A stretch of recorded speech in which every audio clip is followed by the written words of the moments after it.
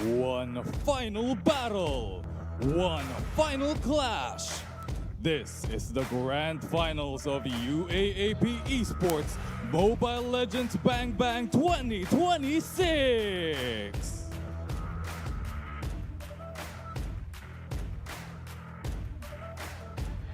It means a lot since season 1. May mga players nang nagtatry and go for the gold. Of course, this time around, we're aiming nothing but the gold. Sacrifice, hard work, experience. We believe that time, the effort, all of the nights that we spent to prepare for this, team ko lamang yung naging hard work namin. And the players are just passionate and willing to give it their all para makuha yung championship. Back for redemption and out for blood. The heart of Oxon returns with relentless power and unyielding hunger. Fear the bite of the NU Bulldogs. With their jungler Estacio.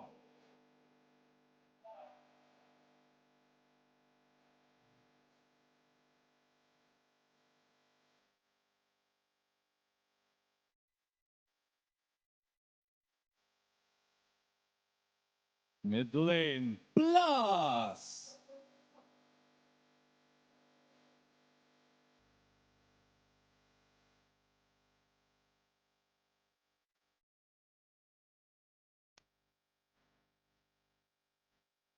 Gold lane, Herrero.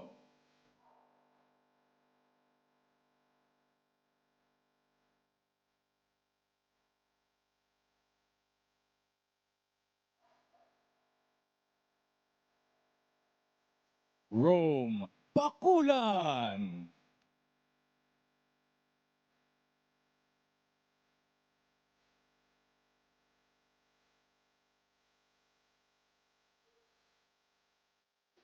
Alvarado.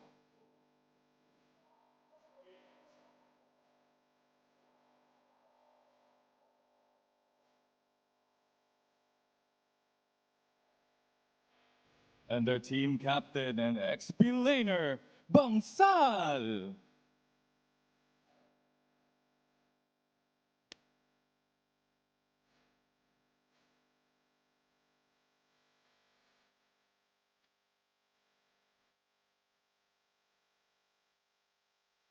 Give it up for the NU Bulldogs.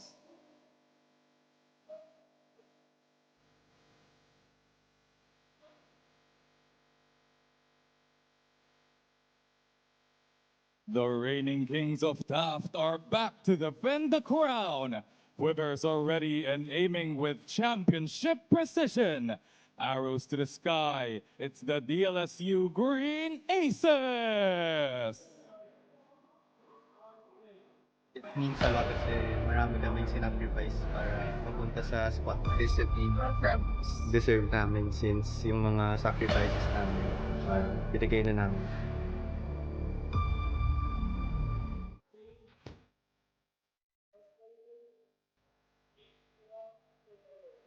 Their XP lane, Ong!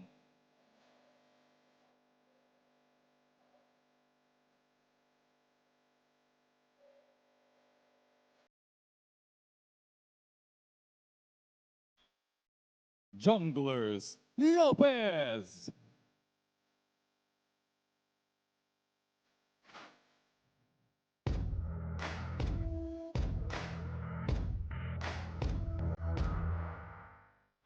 Tating!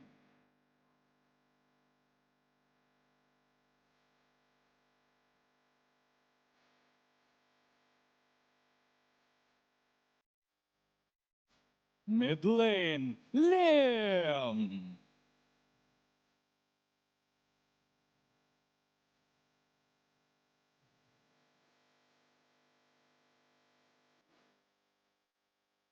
Gold lane, Sanchez!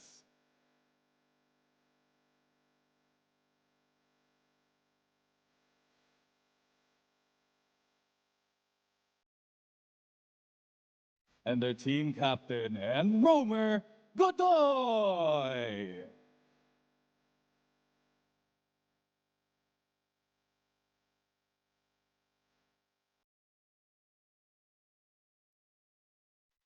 Once again, the DLSU Green Aces.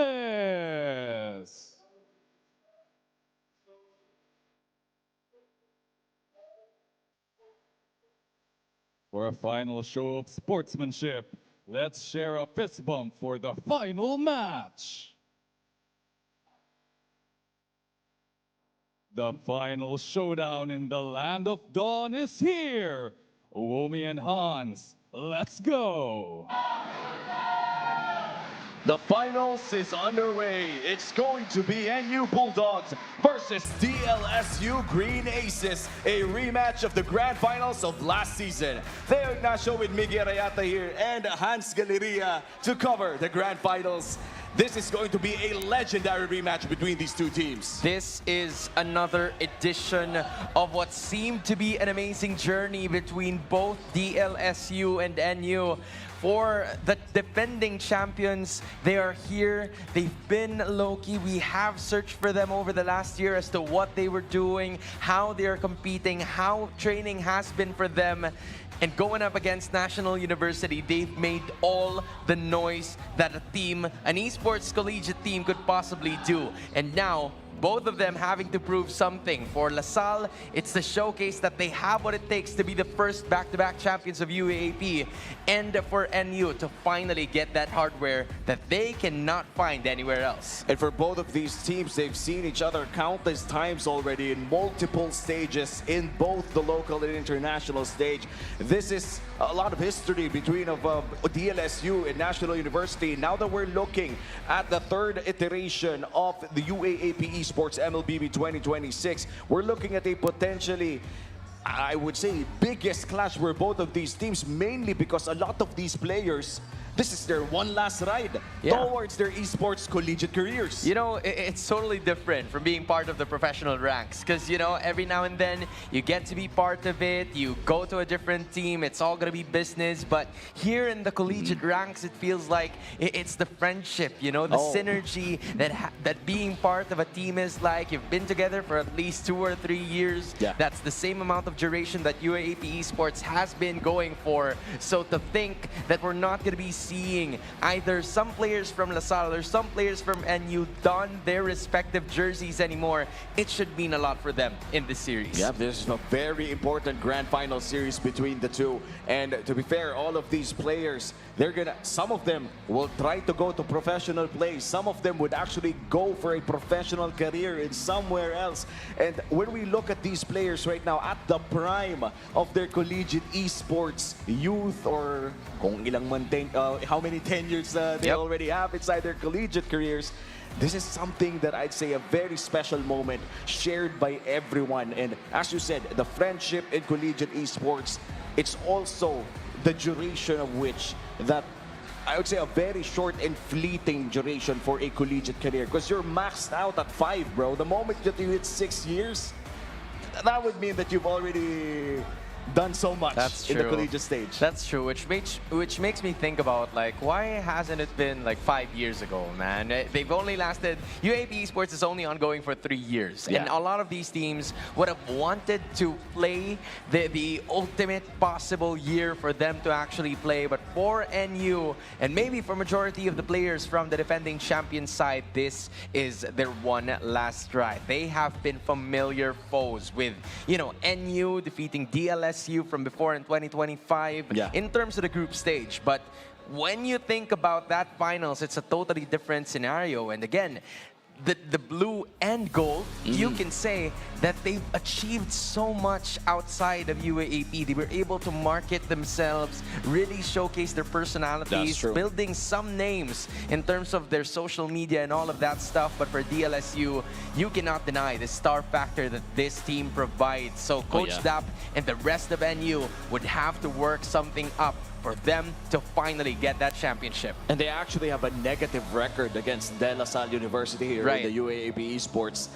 Quite surprisingly so, considering that National University, in terms of achievements, they already have a longer list than De La Salle University. That's right. But whenever these two teams meet inside UAAP, for some reason, National University can't seem to find the strength to defeat DLSU. The same could be said for the other day where De La Salle University actually swept National University, giving them their first 2 pair of losses inside this tournament. And now looking at the banning phase, it's going to be a lot of mid lane and roamer bans here, Hans. They're going to take away the Matilda and the Zushin and the Selena and the Marcel. And they also have to remove the mindset of the fact that the aces are the Bulldogs kryptonite. You know, it feels like it has been like that over the last year or maybe even 2 with De La Salle University just coming up short in 2024 but then managed to unlock their prime in 2025. And you were talking about the roamers from the start. We've seen how both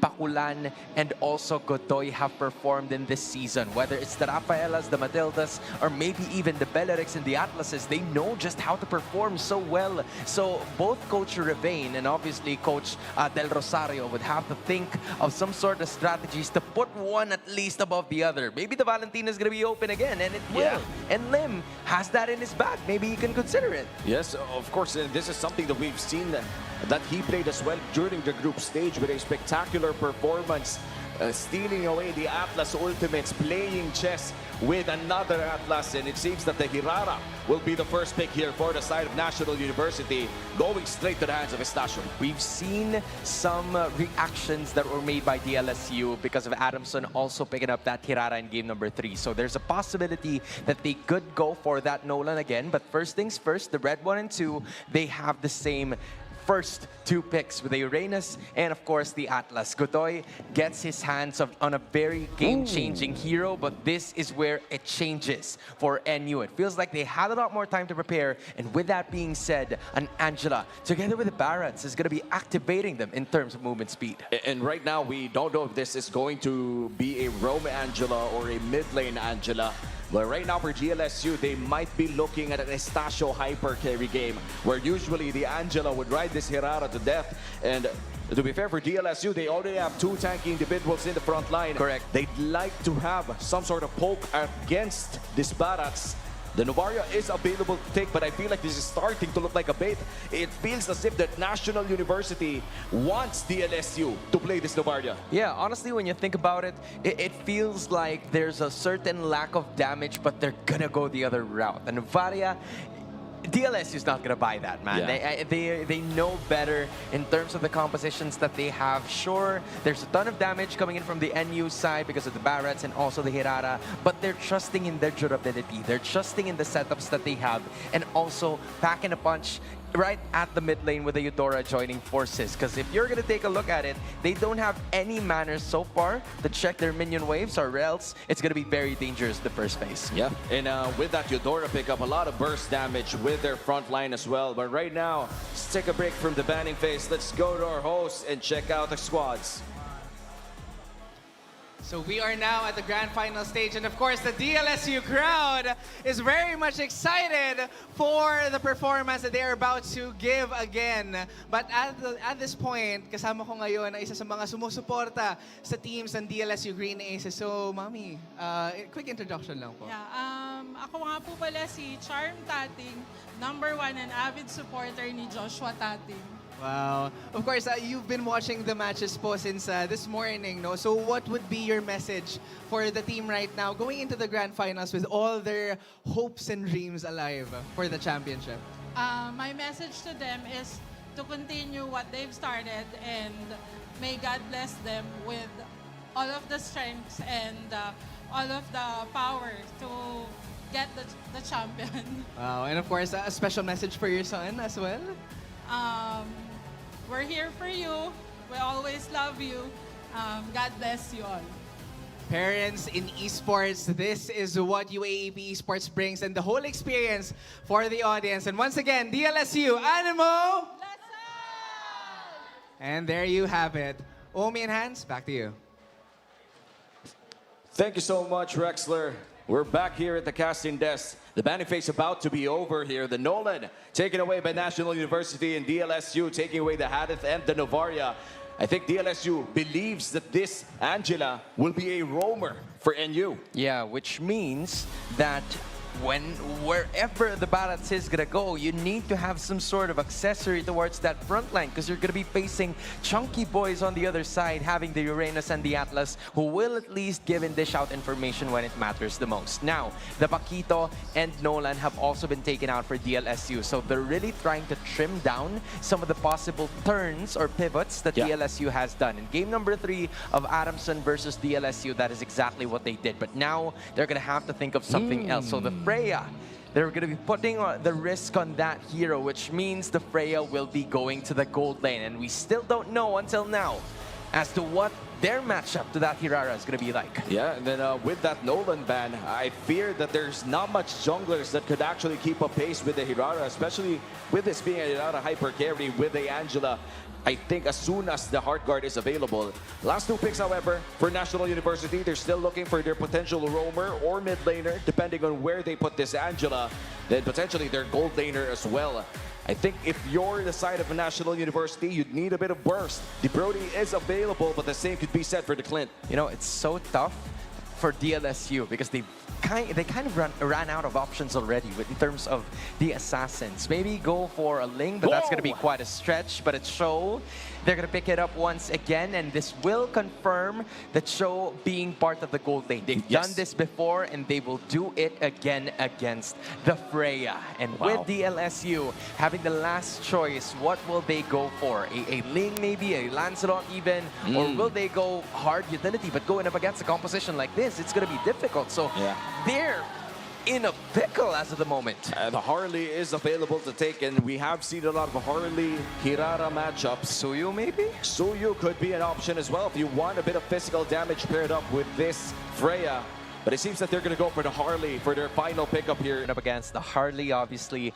The iframes are just going to help that Hirara get out of that deadly magic every now and then. But of course, when you think about it, I'm sorry, I can't help it. But Choco, man, it's been a while since we've seen his Stasho. It seems like he glowed up together with with the championships that he committed.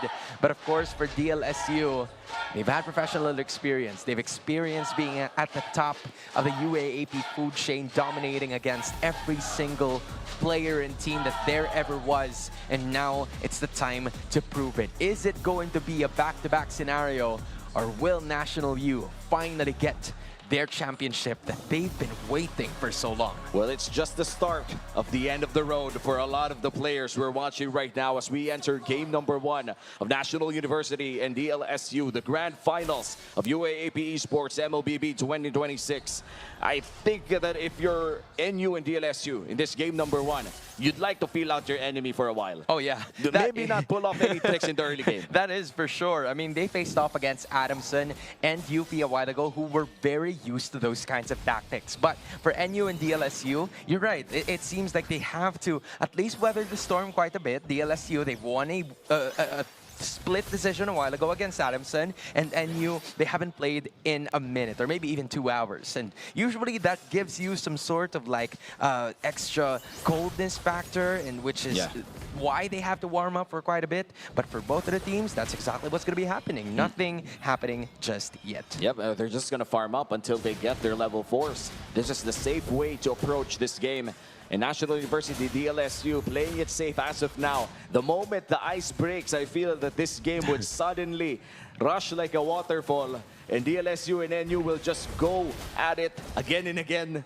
But right now it is calm. This is the calm before the storm. Both teams are just feeling out each other. Now that I'm thinking about it, it's a complete opposite as to what I was expecting, because there's no marksman available for both teams. It's a Cho and a Freya in the gold lane. So if there's any sort of fight that's bound to happen, it's supposed to happen in that turtle pit. And with that being said, just 15 seconds before that major objective spawns, I feel like they're going to be in positions, and that's exactly what Godoy is going to be pulling off. Yeah, I mean, the good thing is that they don't have their ultimates yet, so we can't expect an all-out fight unless, of course, somebody's out of position severely. But Bakulan forces the flicker out. A lot of damage coming in from the deadly magic from Tating as they start this turtle. Yeah, that was some great zoning from DLSU. They were looking to burst down at least one hero. Now it's going to be Estasio using those iframes too, but he's not going to be caught by the stuns brought up by the perfect match of Godoy. Blast tries to zone the rest of them away, but Tating is still going to be focused. Estasio's going to be joining the party too and gets the first turtle of this game. They're going to be logging in on some of the members here of DLSU First Blood as they get the kill against Ong, and that will be the end of it. They will be retreating as they got a turtle plus a kill.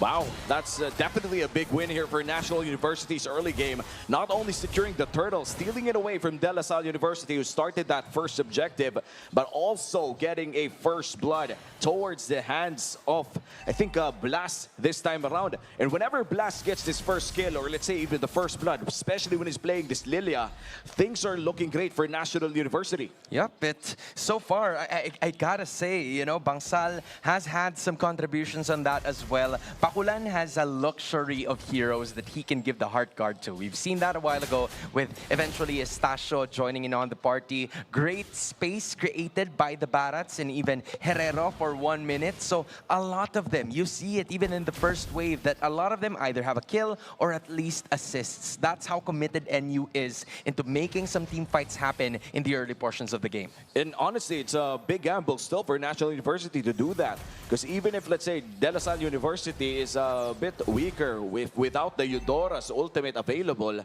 they still have a lot of early game damage. This is still a Uranus, is still a Harley, and looks like Herrero will be the first target here. Tating with the side of Godoy here with a heart guard available onto Herrero, but they don't need to do that. Estasio seems to be the target. He finds Lim, and Sanchez looks to be the next target here, but they will be able to go out. De La Salle University, Estasio goes back in once again, pokes out DLSU, and they're going to go out of that fight. Yep, it's going to be A-OK for NU as they got 2 kills this time.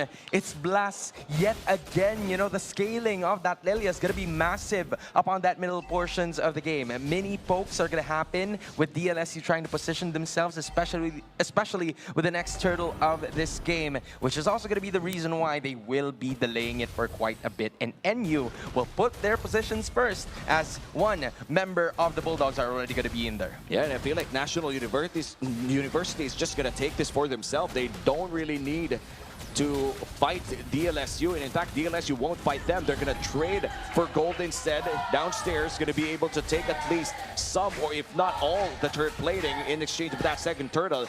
Bangsal able to use the movement speed going back, but it seems that the burst damage is being very tanky underneath that turret, but still goes down under the damage of Tating. Yeah, for sure they needed that kill big time. They needed something for Tating to be able to scale up and eventually get some damage done, but NU has already done damage of their own. They're able to at least knock up the turret up top and the turtle in the process, which means that they're going to be having a significant amount of lead. Although it's not much, it's just 1,000 of a gold lead. It is still solid because it went onto the hands of Blast, and it's going to be helping them in terms of the start of those team fights, not in the middle of it as well. And that's what we talked about earlier, Hans. The moment that Blast gets an early kill, it always seems as if that NU could do so much between the mid-game towards the late game as well.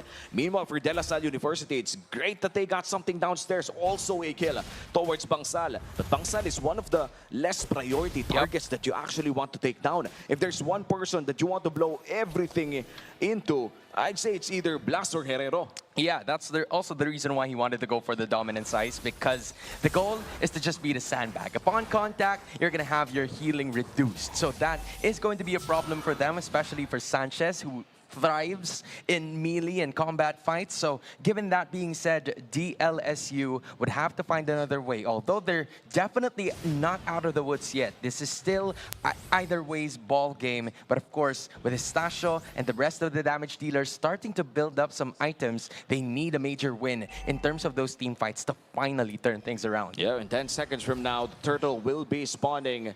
For the last turtle, I think it was National University who actually took that actually back-to-back turtle takes for National University, and they're poising themselves to take this last turtle as well. The question remains, will De La Salle University actually contest for this one? Yeah, I think that's going to be the exact same answer that you were looking for. As Stating is going to be waiting for his opportunity, and the Fatal Links is going to be committed, but Estacio still gets it, and now they're going to be transitioning and turning onto the heroes, as Godoy is going to be the first one falling down, and with a heart guard, Estacio, and all the confidence in the world, NU is going to be raining on NU's parade as well, as Stating will be falling next under the turret. All four of NU contributing to the damage for DLSU. And now that Sky Piercer stacked up for Estacio, this is something that they want, and they got National University snowballing Estacio to 2-0 and 100% KP as we enter the 7-minute mark. Looking at the items, he's also going towards that War Axe as well. And I think ahead by 1,000 gold against Tating. This time around, this is going to be really hard as they go in for another fight. Oh, they find one. Bangsal gonna spin it back to 3. Stuns 3. Sanchez is the back line, but he's looking for Bangsal. Low HP. The heals are there. Killing spree for Estacio. They're going to go for Ong, and looks like he's going to get 2. He's looking for 3. Tating able to run away for now with the Deadly Magics, and the Space Escape alive in that fight. They are locked in. National University Bulldogs. It feels like they have every team fight under their control. We've seen it from the start. Bangsal, we didn't even know which angle that Daytona's welcome is going to be landing towards, but it landed onto 2 other members, which means that DLSU immobilized, and then arrived Estacio, who now has 40 stacks in his Sky Piercer. That's going to hurt, especially with the discrepancy of the gold gap that we are seeing here between these two teams. An almost 5K of a gold lead. And Godoy, we haven't seen a single Fatal Links that worked out in their favor, and maybe that's something. But then, how will he be able to exactly go to the front lines if he can't even handle the damage given to him? Yeah, man, looking at the stats right now, Hans, Blast and Estacio playing out of their minds, both with 100% KP. And not only that, Pakulan has been providing a lot of protection as well for Estacio, making those plays. So far, National University playing this game as a team quite well.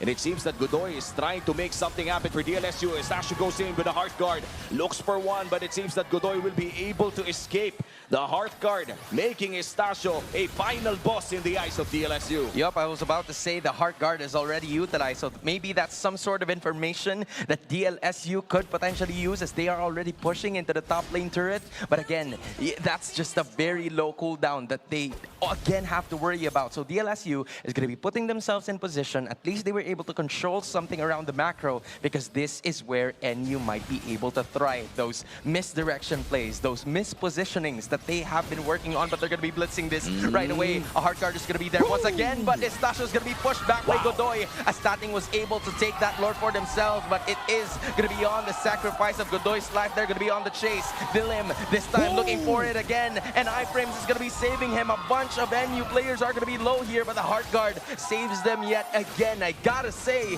DLSU has managed to land that, but Estacio is not going to stop right here. Still, DLSU was able to take that major objective. And with that Lord secured for DLSU, they at least get something for them. Even if the kill score says otherwise, they're going to be able to use this Lord to secure map control, something that could eventually allow them to farm more resources, or maybe even get more kills with the vision that it's going to provide. National University on the defensive right now, despite having a gold lead against DLSU. DLSU's chance to get their pickoffs here is one of the biggest they've had all game. Yeah, but of course they gotta go for the objectives first, man. They have to get more space somewhere around the map as Bangsal. Those kinds of initiations is what makes NU confident, is because they have full control of the map. And unless DLSU gets the latter of that, then maybe, just maybe, they would be able to at least get some damage output, land on some of the, or steal some of the objectives coming out from the side of NU, and the Lord will not even have a chance to hit. But here is the positive note. They were able to catch up slowly. What seemed to be a 5K gold lead a while ago has now returned to just 3K maybe. And even if we do reach late game, both of these teams could just juke it out again and again. They don't have a marksman nor a scaling hero. The most scaling that I see in this game is Sanchez with a full build and Estacio having full CDR on this Hirara. But other than that, everybody just wants a slapfest in the mid lane as Bangsal gets another target here. Gonna try to burst down Godoy, but Godoy with a perfect match. Being chased down by Estacio. The Sky Piercer is pretty fat, but looks like he's not gonna go for it anymore. DLSU safe from that attempt. Yeah, but he had to use so much. I believe he used the conceal and also a flicker to be able to get out of there. So the damage is obviously enough for NU, with Estacio feeling confident about himself, even getting a Blade of Despair just so he can add that to those Sky Piercer stacks that he's been building on for so long. It's a 10-to-1 discrepancy. It's big when you think about it. It's huge when it's on paper, but for DLSU, they're just trailing by 3,000. They don't even have an inhibitor down, and in the midst of NU's aggression in the early game, maybe they can fight, but the difference is they don't have an accessory to that late game hero that they would usually have. Maybe some sort of carries, maybe the Hanabis, but it's not going to be available today. So DLSU should think of a different approach to be able to approach this. That's true, and I think the most simplest of approaches here is just to try your best to get Estacio, because there's nobody else apart from Blas that this Pakulan Angela pick would try to be with a Heart Guard. It seems that they're gonna go for once again Godoy, but Lim caught in the fray, forced to flicker out. The Eudora is gone, a two-man Fatal Links, and they're gonna go for Godoy, a double kill for Estacio. Flicker coming in from Tate. No, the Deadly Magic is not available, and he's gonna go down. Triple kill for Estacio. Sanchez looks to be the next. A maniac for Estacio as Ong is left to defend. The Hirara has been marvelous and legendary. We've seen it so many times in different kinds of tournaments, and I think Ong isn't even going to be allowed to get home, as there is the turret being bursted out slowly but surely by National University. And with Lim now being alive, it seems like NU got more than what they wanted, so they're just going to be waiting on Ong and bringing him down back to the base as he will revive and respawn back in DLSU. And that's quite the delayed five-man kill here for the side of Estacio, plus the Lord for the National University. That will be the second Lord of the game. National University takes their first, and they will try to get more inhibitor turrets out of this one, and it immediately spawns in the top lane. National University, after a big pivot, they finally get Estacio in a place among the gods. The question is, will he be able to maintain that spot and finally get their first game victory against DLSU in 2026? Now there's going to be a bite of Flicker, and then Antetona's welcome toss to the wall, and that might just be another takedown, but the Fatal Links is going to be utilized as well. But the Heart Guard, Estacio finally enters yet again, and that's going to be a legendary kill, but it's going to be a 1-for-1. The Lord is going to be joining the party as well. Tating is going to be parting it from behind, but another falls in Lim, but one by one they go down, but Sanchez is going to be the major casualty that DLSU is going to be losing, and Estacio deals the Maniac. He wants to return the favor, and they're not going to be stopping this game until he gets it. Estacio with a Savage to ice the cake for NU in game number 1. Match point for NU with a Savage. Make them 2. Oh my God, Estacio with the support coming in from Pakulan, able to take down Archer after Archer in this game.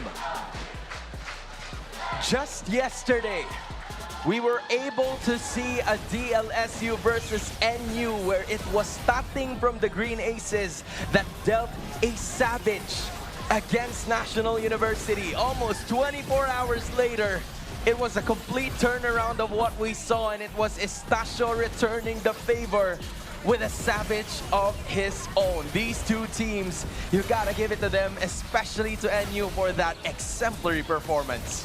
And with that performance, National University in the precipice of lifting their first UAAP gold.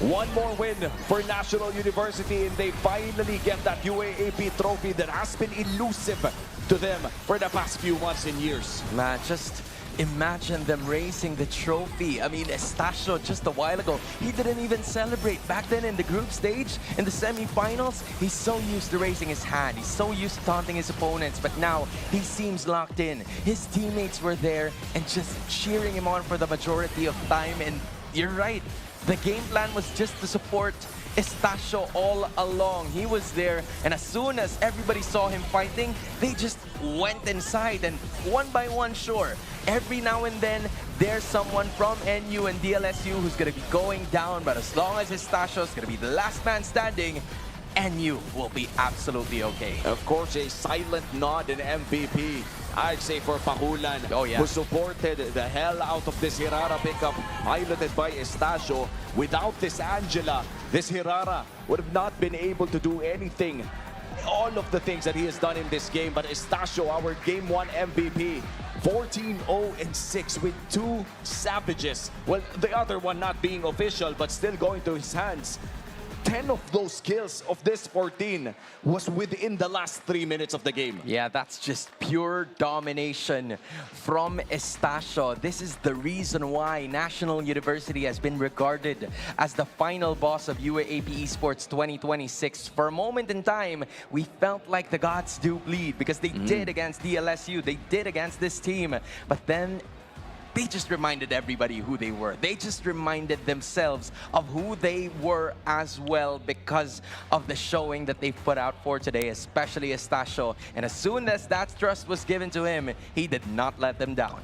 And now with a Game 1 victory, all they need is to just win another one, and finally they get their goal. Meanwhile, for De La Salle University, they need to extend this series. They need to be able to win game number 2 to find themselves in a spot to enable them to steal away this gold once again and go back-to-back. This is something that has never been done so far in UAAP Esports MLBB, and the only people who could try it right now is DLSU. Yeah, and they need to win 2 straight games to do it. And we've seen it from before. You know, in best of 2s, I think you get tested there. You get trained there. The pressure is going to be real because every now and then, every single game is going to matter. But nothing else matters more than winning the next 2 games now. You gotta treat this as your own best of 2, because if you don't, you're gonna be seeing people or players in Navy and Gold raising that championship that you have tried to protect for about a year now. Obviously, National University is feeling over the moon, but they've also felt this before and they do not want to be complacent. This has already happened in 2025. And for DLSU, we've seen them recover so many times. But against that trampling, that drubbing that just happened in game number 1, I wonder if they still have that in them. They'd have to reset after that one. That was such a great game for both Estacio and Pakulan. The Angela Hirara duo shown, and everyone just being dismantled again and again. The Skypiercer getting 2 stacks within the first 2 minutes of its purchase. Just allowed Estacio to stack it up again and again and again. It's insane to think that out of the 14 kills that Estacio had in that game, 10 of those came from the last 3 minutes of that game. That's just lethal timing as well, coming in from National University. It's like all of the stars aligned for him to like get the stacks, make it possible, and then Coach, you know, Coach Del Rosario is just like, you know what, Estacio, show us what you can do, man. You've been waiting for this. It's prime time, and a lot of people may seem to forget because of what happened to us yesterday. But this right here, NU, not only are they legit, they actually are ultimate contenders, man. They've been showing that every single time. But for DLSU, it feels like I've heard some news for them. They have been low-key over the last few months, but they have to be high-key now. They gotta be hyperactive as to what they would want to do, what the game plan's gonna be like, and I'm glad that they're talking things through. But because it feels like it's not their kind of gameplay, and I want to see more from them in game number 2. And hopefully we see that and extend this series to a 3-game series for everyone to enjoy. And a lot of the people watching right now live is enjoying the MLBB collegiate action that we see. This is already the grand finals. For the last 3 days, Hans, we've been enjoying multiple competitive games from all of the UAAP universities. And so far, this is a packed arena watching the final moments of this season. Just imagine how bigger it would be like 5 years from now, how longer it could potentially be because of the reception of people that have been supporting them from start to finish. We're seeing audiences who've gone over from their schools representing themselves, and I'm really happy to see them here supporting maybe their loved ones, their family, their friends, their blockmates. It's something that, you know, as people or as we are right now, we don't see that very often. So especially for National University, it's all smiles for them. They just won game number 1. They're feeling over the moon and confident right now to cheer their hearts out. And I can't say the same for DLSU. So maybe that's some sort of motivation. Maybe give the Archers, the fans of the Aces, something to cheer about in the second game. Yeah, and hopefully even despite the loss, the Green Aces, the community is able to cheer them up from afar. De La Salle University already shared their fair share of losses, especially in Season 1, where Ateneo pulled them to a 1-1 during the group stage that made them not enter the Final Four. And in Season 2, a big comeback, getting the championship away from National University. And now against the same people, the same National University that they fought last season, they are a game behind. And if they lose the next game, they lose the championship.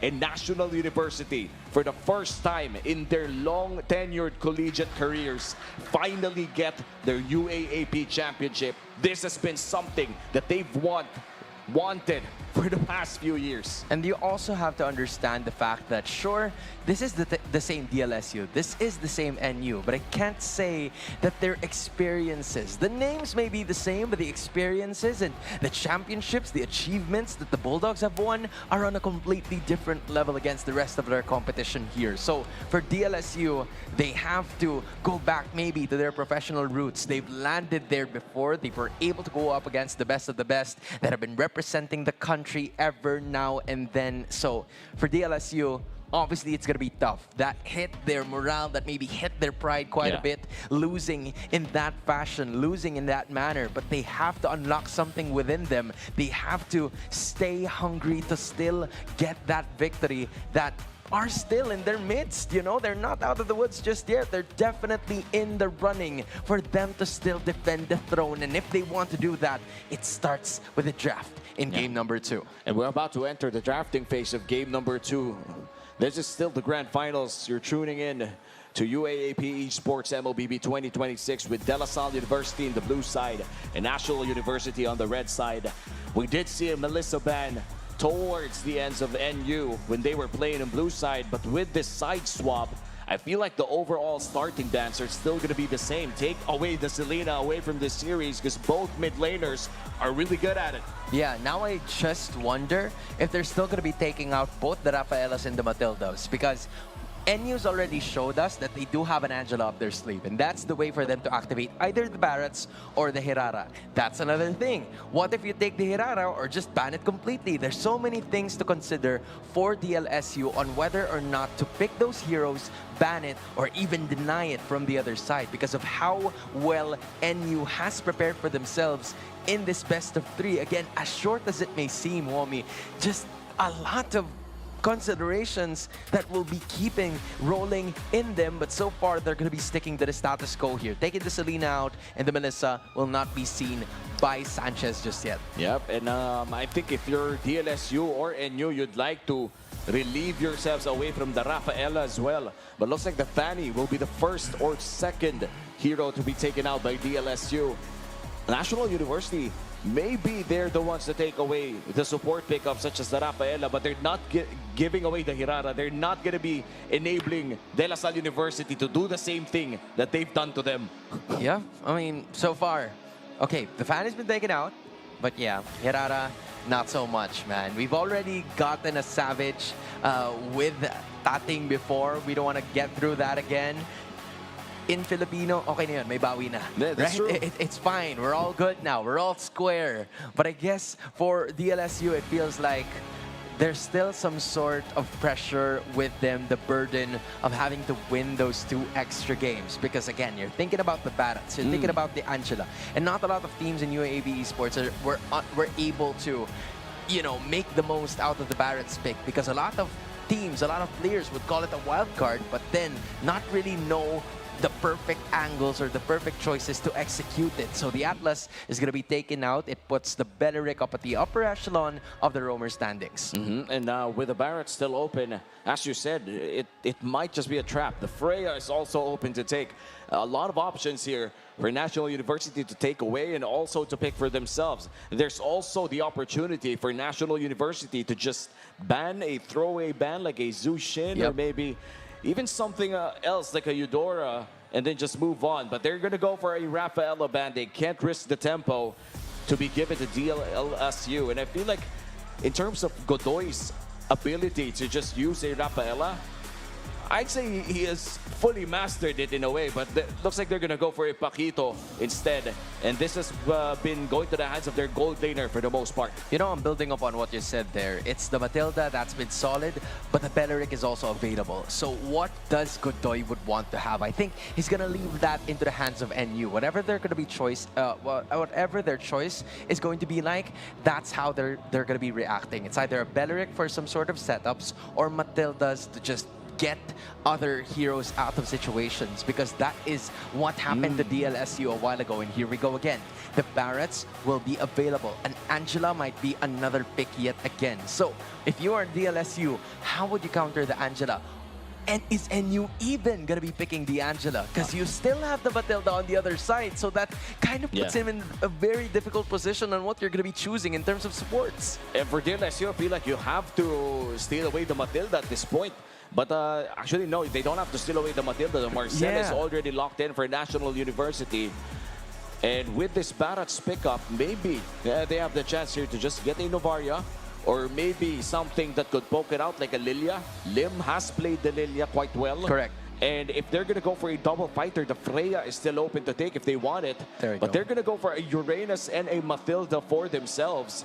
And that would mean that they do have a lot of options here in case NU goes in for something artillery like a Novaria. Yeah, I would say they could have an answer with the Paquito in the early portions of the game if NU is going to be picking the Angela. So they've gotten the Matilda so that the Barretts doesn't have a lot of room to move around, which I would say is a decent deny against NU. But NU obviously has a plethora of heroes they could be picking up for here, and the mid lane is going to be quite the choice. But the Granger, they're going to be staying safe here. They will not reveal their jungler just yet, because again, we've seen Barrett's jungles appear every now and then.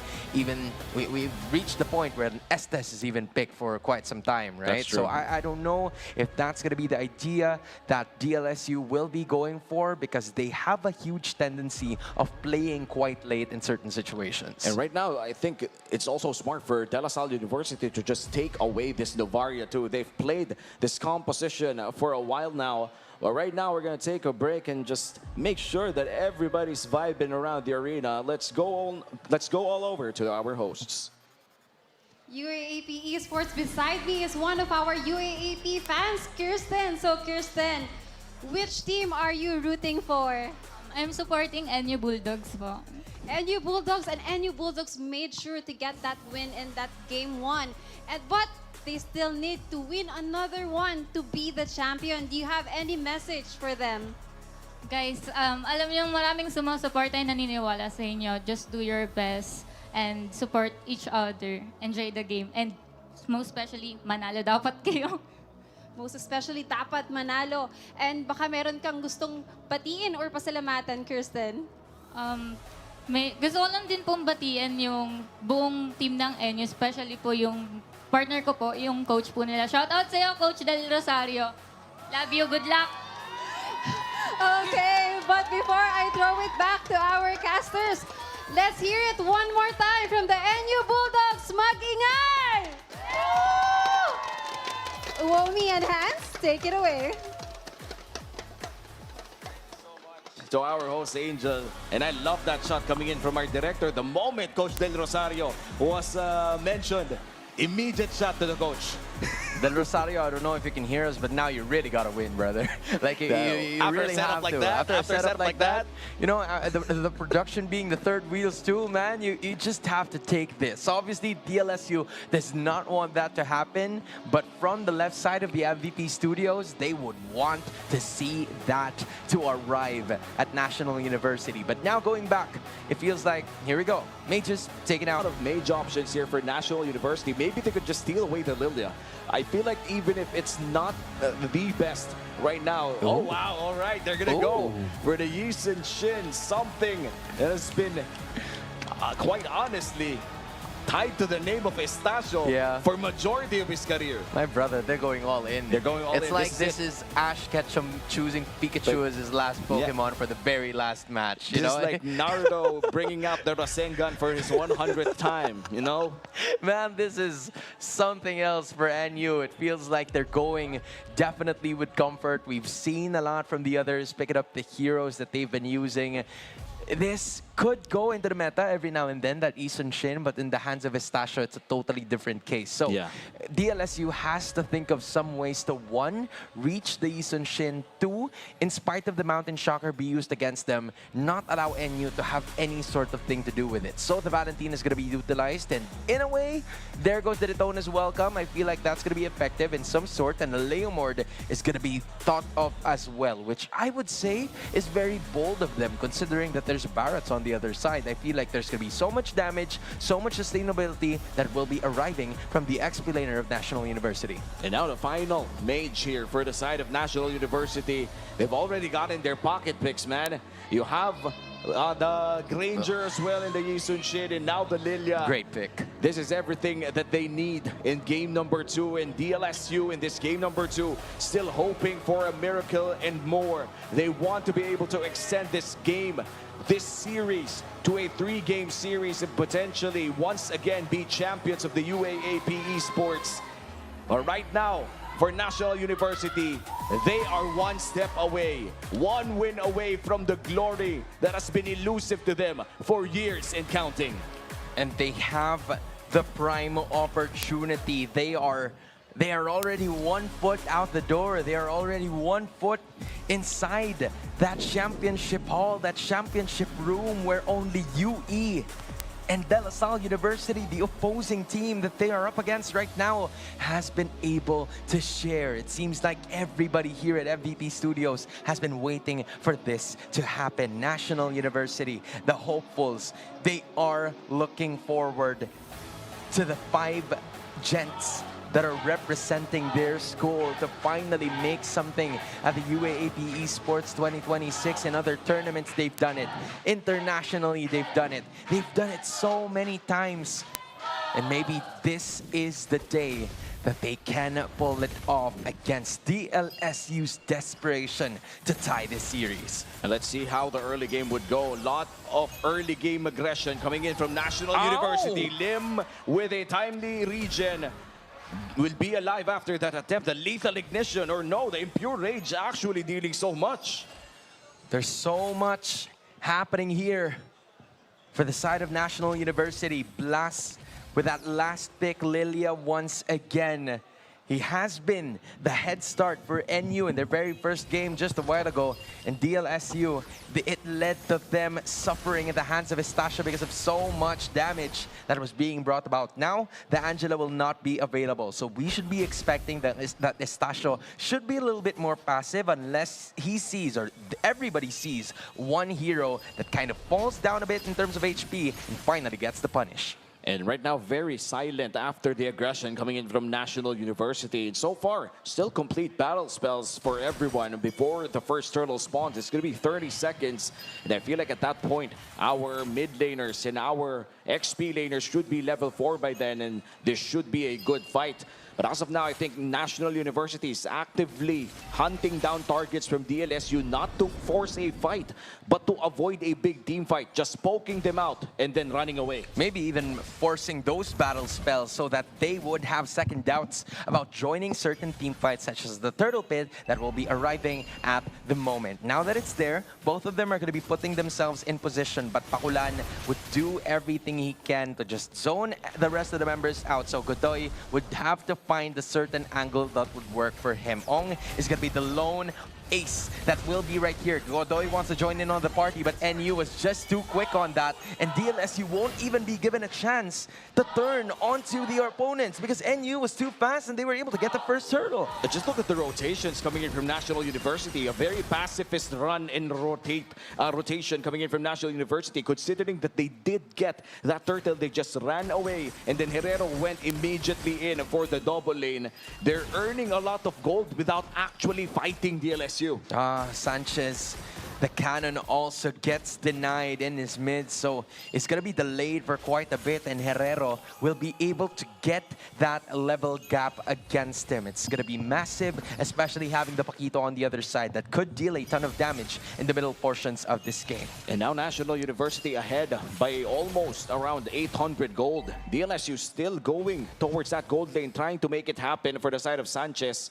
And this is smart itemization as well coming in from Sanchez, going in for some regen boots and movement speed. In case he does get poked out, he could be able to go back to his house or just regen and then back to the lane again. The major hurdle for DLSU so far is that they have no other way to catch the Marcel, to catch Pakulan at this point in time. Because sure, they have the circling eagle, it's just a very light amount of crowd control, and it's not going to be able to, it's not going to be enough to just lock him down, deal the damage, because he also has the golden hours. So with that being said, NU would have free reign in terms of what they would want to do, but the flicker is going to be utilized with the Phantom Steed already being there. Pakulan is going to be joining the party as well, but he will be cut down to just 25% of his HP. That's how we're going to be ending that mini team fight that was just around 3 people long. NU not really fighting. Blast with an immediate flicker out. DLSU actually has a big edge towards the second turtle take. And they could potentially just make sure that this is already theirs by planting themselves quite literally inside the jungle of National University. And I feel like Ong is already on that. And it seems that DLSU, with Lim holding on to that golden hour, could be trying to take this turtle for themselves. Yup, Sanchez already using that figure to be able to get out of that situation, but Bangsal is going to be stuck right. DLSU, with Lim holding on to that golden hour, could be trying to take this turtle for themselves. Yup, Sanchez already using that figure to be able to get out of that situation, but Bangsal is going to be stuck right here. Everybody else is there at the golden hour, but Sue is going to be taken down by Lim together with Sanchez. Now DLSU, we're seeing some signs of life from the Aces as they will be taking this turtle next up. That's 2 kills plus a turtle. In terms of objectives, it's 1 for 1 right now. But it seems that DLSU able to take some turret plating as well towards that bottom lane, and maybe even the entire turret itself is winning that trade. Now ahead by 600 gold. Herrero onto that top lane. Estacio providing some support. Ong a bit too tanky, half HP already, but Pakulan is there to stun him up, forces the Purify and the Consecration. And it seems that National University wants that turret as well. Yup, they've managed to land the trade plus a battle spell committed going on from that Uranus, which means that NU's not going to be falling behind at all in terms of the gold discrepancy, as they only trail by just 200. This makes things a lot more closer. Both of them having a turret taken down, both of them having a turtle as well, but it's DLSU having a significant advantage because of the way NU is pacifying the entire team fight that has been committed so far. They've seen Estacio, the dashes are going to be missing just yet, and that is going to be the downfall of their jungler. Now Bangsal is going to be stuck in the middle of it all, but there goes the golden hour, which allows him to be able to escape, but it still wouldn't be enough. Tating gets another kill, and that's 2 for the price of none, courtesy of DLSU. And the kill scores and the kills in general are piling up for DLSU as Herrero tries to get a turret downstairs and is able to do so. But DLSU trading the outer mid lane turret. That's a higher value turret for the side of DLSU as the golden hour stolen by DLSU Lim, able to force the flicker out of Herrero. It seems that National University on the back foot of this one. there's just so much variety from what Lim is trying to pull off here. Just imagine, a while ago, he was able to commit some sort of attack like the Daytona's Welcome, but majority of the times, he was able to copy just the golden hour that kind of makes NU confused or double check on the approach that they're about to do. Because again, with the golden hour on the other side, it gives them some sort of liberty to just move around, roam around, and it kind of delimits NU into dealing those damages, or which gives them the reason why they're not going to be fighting anymore, and it will go onto the hands of DLSU. I believe this is the first time we've seen a non-contestation from National University. Yep, no contest at all, and that's going to be the second turtle going to the hands of DLSU. That's 2 out of 3 turtles in the hands of the Green Aces. As National University tries to defend down bottom lane, Sanchez forced to flicker out. I feel like Sanchez there just wanted to respect the threat coming in from Bangsal, but the golden hour traps a lot of members coming in from DLSU, and Godoy unable to find his life in that fight. A lot of damage from MU as they take their first kill. I guess a turret for a life isn't so bad at all when you think about it, because it gives them some sort of advantage as soon as the Lord finally spawns into the top lane. It's only 7 minutes and 40 seconds as of the moment. A kill wouldn't be as bad compared to when it happens later on in the game, but considering the fact that NU has a marksman on their side who just bought, I believe, a Sky Piercer of his own and is yet to be activated, that's something that DLSU needs to be careful about if they want to again take this Lord for themselves. Because NU, we've known them, they're stellar in terms of team fights, and they also have a Mountain Shocker that could give out the information on where DLSU is going to be coming from. And with that Malefic Roar locked in as well for the side of National University, I feel like this Granger is already ready to deal some damage. The only problem is that DLSU has been really good at picking their fights. They know for a fact that this Herrero pickup is something that they've played again and again already, that they wouldn't want to start a full-on 5v5 with it. They've been fighting 3v1s, 4v2s, numbers game for DLSU, and it has been working out well for them. In fact, that resulted into a 2,000 gold lead as they rotate for a potential 5-man fight. Pakulan caught in a corner as Lim dashes in to poke him out 10 seconds before the first Lord. Yeah, great sense of awareness as well, as Bangsal even wanted one, and I think the plan is to be able to burst him down. 2 golden hours are going to be utilized, but then one is moving, but Bangsal is going to be going down. Blast might be coming up next, but using the black shoes, he will be able to escape for a moment because he will be falling down at the hands of Tating, and that is a 2-for-none take, a double kill for the Leomord, which puts them at a significant advantage to be able to take this Lord. And the moment Bangsal missed that Daytona's Welcome, DLSU pulled the trigger. Zero hesitation onto Tating, pulling the Phantom Steed. Called his teammates saying, Green Aces, we're gonna take this fight. There's no big ultimate coming in from National University. That's the reason why you suddenly see 2 golden hours being pulled up. Both teams wants to engage, but the other wants to disengage.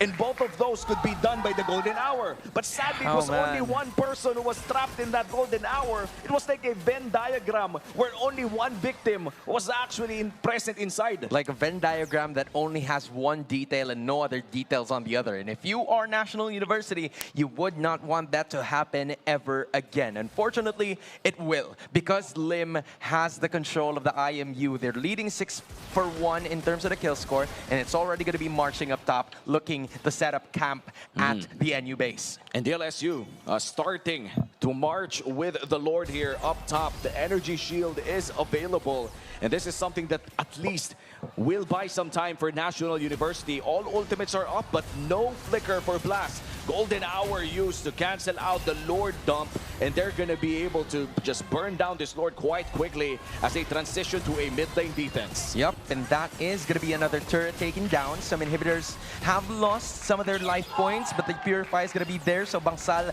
already committed on his Daytona's Welcome, and they're now gonna be forcing it. Leomord's gonna be attacking again, and the Golden Hour is gonna be committed by Pakulan, using those Platinum Snap as well, as Tating is looking to escape. Sanchez just guides his jungler to be able to get out of there, but Estacio and the rest of NU are going to be on the chase. They want to fight, and Ong is going to be surrounded for quite a bit there with Platinum Snaps from Pakulan as well, but to no avail. They get nothing, and DLSU will be able to escape. And this is starting to look scary for DLSU in terms of late game. National University has a double marksman lineup with Estacio and Herrero gaining more scaling towards the late game. Meanwhile, Blas has been clearing out the waves quite fast as well. They don't have to fight this. National University just has to defend until the 18-minute mark.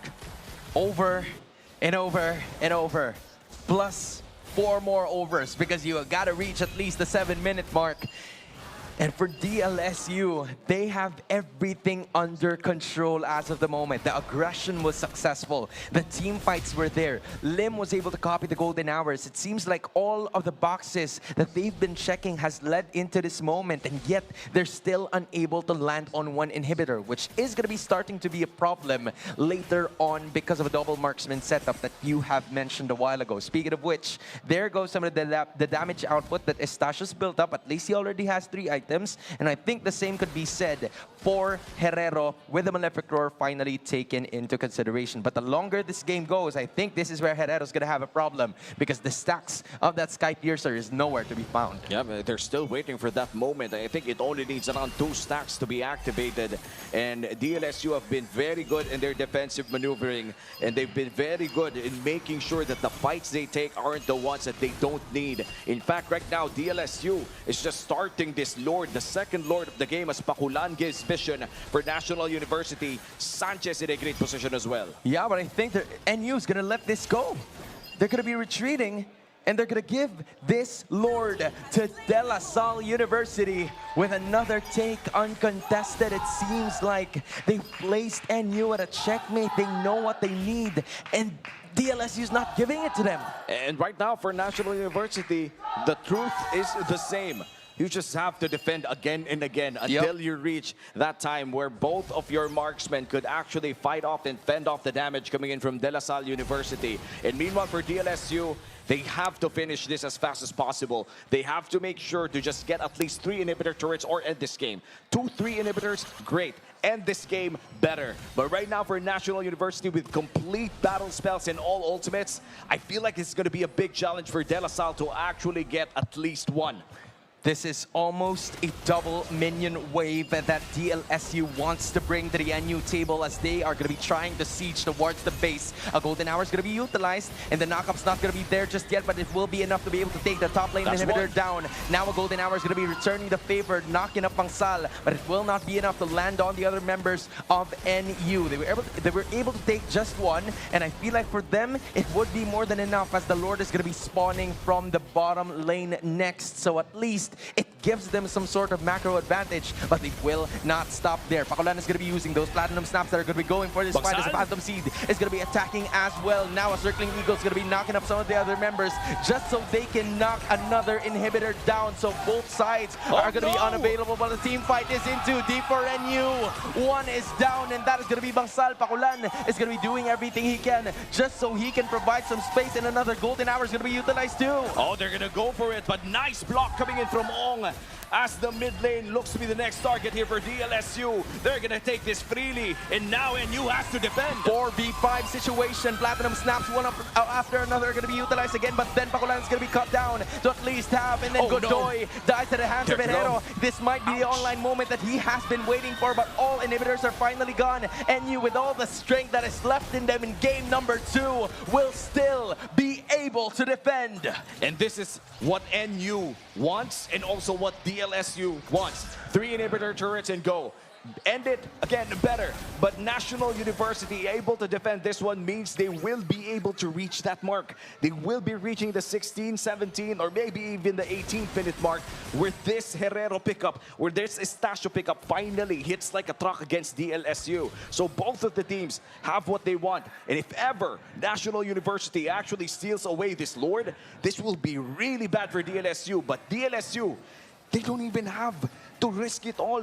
They have 3 inhibitor turrets. That's gone. They can dance all they want around this Lord. Meanwhile, NU has to scramble and defend. If there's anything for NU's advantage, number 1, it's a double marksman setup that they have. Number 2, they also have the Mountain Shocker that could provide some sort of information as to where DLSU's rotations are going to be like. But now, they are all 5 squaring up here. The Circling Eagle's going to be utilized, and another frozen moment is going to be there too. But then a fight ensues. They will turn towards towards the heroes, and a fight is about to happen. Once again, another golden hour is going to be utilized, but then a burst down from Bakulan is going to happen, and DLSU will be getting this Lord uncontested after NU decides to simply back away.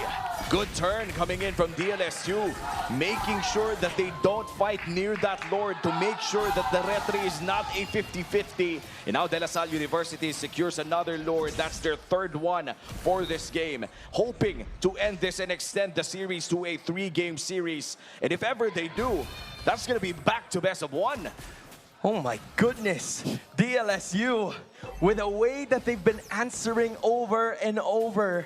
We thought NU had the momentum after that Game 1 win, but this is exactly how you respond. The Aces want to defend and want to defend on this Lord to be able to take this to 3 games. And now this is critical mass for National University. They need to be able to defend this if they want a chance for a championship. The double core, double marksman is going to be essential for them to be able to defend. That thing is going to be there from the left side, trying to at least get it, but then another one of those golden hours are going to be committed. One is going to be locking, a few of them are, and then the attack is about to continue, but that thing is going to be taken down. Oh, it's going to be gone as well, but Anastasia falls, and DLSU will take us to the most cinematic finish ever possible. A Game 3 for the Bulldogs and the Aces. One game to decide the one champion of UAAP Esports MLBB 2026. After a dominant win, National University falls down to the Green Aces as this series is equalized. Looking back at the highlights, this has been a game that was controlled majority by the De La Salle University Green Aces. I think at this game, Estacio and the rest of the side of National University weren't able to farm freely inside their own jungle. It was always DLSU Live and Godoy scouting out so many people. And at the end of this entire game, we never really saw the potential that we saw in other games that they played the same composition. That's the reason why you take the Matilda away from Godoy, man. This guy, just so capable in terms of the early game aggression. It seems like Estacio was dumbfounded when he noticed that the circling eagle was already starting to arrive towards him in the first 5 minutes. He was like, why is this happening? Why are they here? Aren't you the guys, the frontliners? You should be somewhere around close to that. But yet, it's still found. They were able to find Estacio there in spite of having Bangsal and Blas, who still had, I believe, the black shoes. So at some point in time, if you can find the major damage dealer, then everything's gonna work out. But here is the MVP, the choice of the majority. And our MVP is Sanchez, playing that Paquito. A lot of burst damage.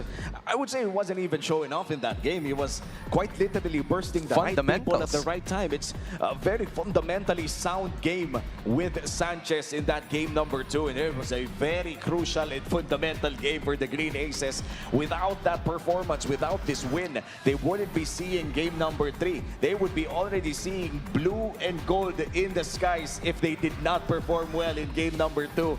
But now, with this performance coming in from Sanchez, they have the chance to go back-to-back in the UAAP.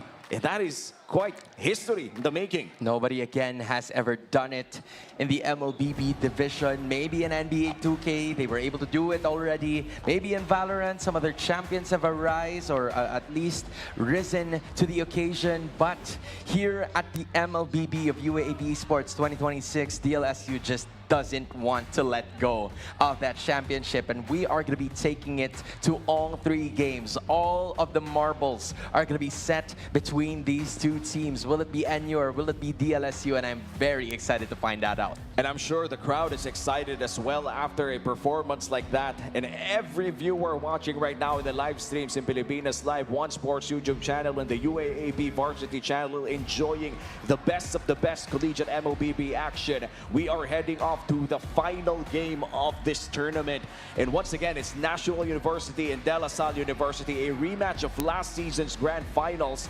but we're yet to see if the results will be the same. Last season, De La Salle University seized the throne and became UAAP champions for the first time after getting eliminated in the group stage in Season 1. Meanwhile, National University was made to watch DLSU celebrate last season, and now after losing to game number 2, they were already 1 win away from securing that gold.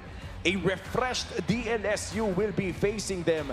And hopefully for National University, they are not shaken or deja vu'd back to Season 2. And that's what I was about to say, man. It feels like a very hard reset. What's harder than hard, man? I think the ultimate version of hard is supposed to happen here if you are National University, because at this point in time, the flashbacks would start to happen. As soon as that game ended, you were like, oh my gosh, we're in this situation again. We're encountering this problem again. How do we get over it? Is this going to be happening to us once more? Is DLSU actually going to make things work on their end? Obviously, you wouldn't want that to happen if you are NU, which is the reason why I'm sure that I was about to say that you might not be seeing it, but you are right now. So it means one thing: they are locked in, and they have to stay that way if they want to get their hands on that championship. Yes, one more win for both teams here. In DLSU last season, they were able to win with a spectacular effort from Finals MVP Aaron Lim in the mid lane. And this time we are yet to know who the Finals MVP is. Who is going to step up in this game number 3? There will be one guy, if not one guy, maybe the whole team, but especially that one guy in this 10-man game that will bring home the bacon for his university. You know, for National University, all of their achievements from the other side, I was sure that there was at least one player in that. Game number 1, obviously, it was Estacio, man. That Savage was amazing. But of course, you wouldn't want to end it there. Imagine getting a Savage in the finals, but still not be able to get their hands on that championship. That would be brutal. So again, there's going to be some random player there that would suddenly pop off out of nowhere. Maybe it's Estacio, maybe it's Bakulan, maybe it's somebody else. And we would not have an idea. But for DLSU, they've been on this road before. They just have to remember it. And again, the momentum is on their side because of them getting a win number 2. You see the sudden change in demeanor energy for both of these teams. More smiles are going to be seen from them. It feels like the pressure has been lifted off. But for NU, they got reminded of the pressure of being the final bosses because everybody at UAAP Esports wants to defeat the squad. Yeah, man, DLSU and NU for the longest time has been dominating the collegiate scene and has been facing each other again and again. But for National University, they still have an empty UAAP trophy cabinet. You have all the trophies you could imagine in terms of collegiate. But there's one space. But there's one space in the middle. The biggest one of them all. The UAAP championship missing in that cabinet. And DLSU trying to take it away from National University. Let's enter the Game 3 draft of UAAP Esports MLBB 2026. This is the final game with the Zushin getting banned out by National University. Yeah, man. Shout out to all of the other players that stayed here and watched. Obviously, they're very happy with how this turned out. It may have been the end of the road for some of them, but you cannot afford to miss this, man. This is a moment of opportunity for both NU and DLSU. Again, we're about to remind them that this might just be the last game of UAAP for some of these players. And it's a handful of players, to be honest. It's a long list that I don't even want to start. Yeah. I mean, I wish we had a time, but we don't. So I guess you're just going to have to search about it. But for NU and DLSU, neither of these two teams would want to end in a loss. They've come so far. For DLSU, they've had their championship for almost a year and a half. For NU, they've longed for it for a year and a half. So both of these teams have something to fight for, and it's all going to be coming down to this. Yeah, and the banning phase is already halfway so through. Quick. With Hirana and the Melissa taken away by DLSU and National University, taking away the Matilda and the Zushin. This is a very unorthodox way to ban for National University. We haven't been really seeing this type of banning phase for them. I feel like this is something that they have cooked up and haven't showed yet in the UAAP. Mainly maybe something that they prepared specifically for this moment when DLSU has backed them once again in a corner. Maybe something that they did not have last season. You know, now I wonder, given how games 1 and 2 went, where it was pretty quick, to be honest, I wonder, or I kind of want something a little longer for them. Are they going to be quite careful? A Are they going to take 35-minute game? Are they going to take their sweet time? Because again, if you think about it, that Rafaela and the Matilda has been the problem for National University, and because of the Matilda being available, DLSU was able to take that game number 2. So with that being said, is an Angela Barats going to be another choice for them to pick off, unless because of DLSU going to the red side, they might be the ones doing that, or maybe even more. And with the Hirara taken away by DLSU, you can't do what you did in game 1 anymore. And I feel like the Angela wouldn't be really picked up in this time without the Hirara. It's a very special composition when you see an Angela and a Hirara. You know what's gonna happen, but it's hard to stop it either way. The moment that he reaches level 12 or around level 8, the moment that this Angela gets his first item, it's really hard to stop. But now, for National University, they will be getting this Paquito in the first side blue pick, and it's still not sure if it's going to be XP, jungle, or gold. Yeah, it gives them some sort of flexibility anyway. So the Paquito, majority of the time, it goes onto the jungle position. But NU, this has been used by Herrero. He's a very good fighter gold laner. So again, DLSU has to be concerned about that. We've seen them answer some Paquito gold lane picks with an Esmeralda gold lane of their own. But maybe just think of something else, because they're also the ones who've taken out the Melissa, and I feel like there needs to be some sort of change here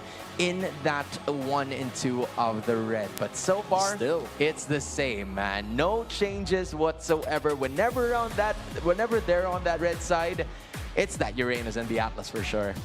And with the Uranus and the Atlas already picked up for DLSU, National University, they could just go back to what worked for them in game number 1, except maybe just pick up a Nolan pickup as of now.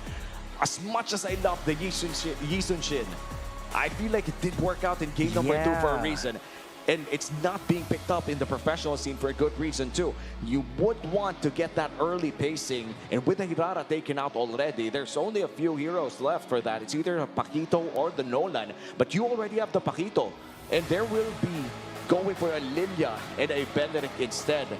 And now DLSU, I feel like you should just get your jungler at this point. You don't want to lose base from a potential Paquito jungle. Yeah, because they already have one. And DLSU, if you give that thing something that could potentially carry the game, I think that's the best case scenario for DLSU. Maybe even a Nolan, I don't know if they would want to pick that up. Something else that could help them out in certain situations. Even a Harley, just so it could avoid that Lilia in moments such as this one.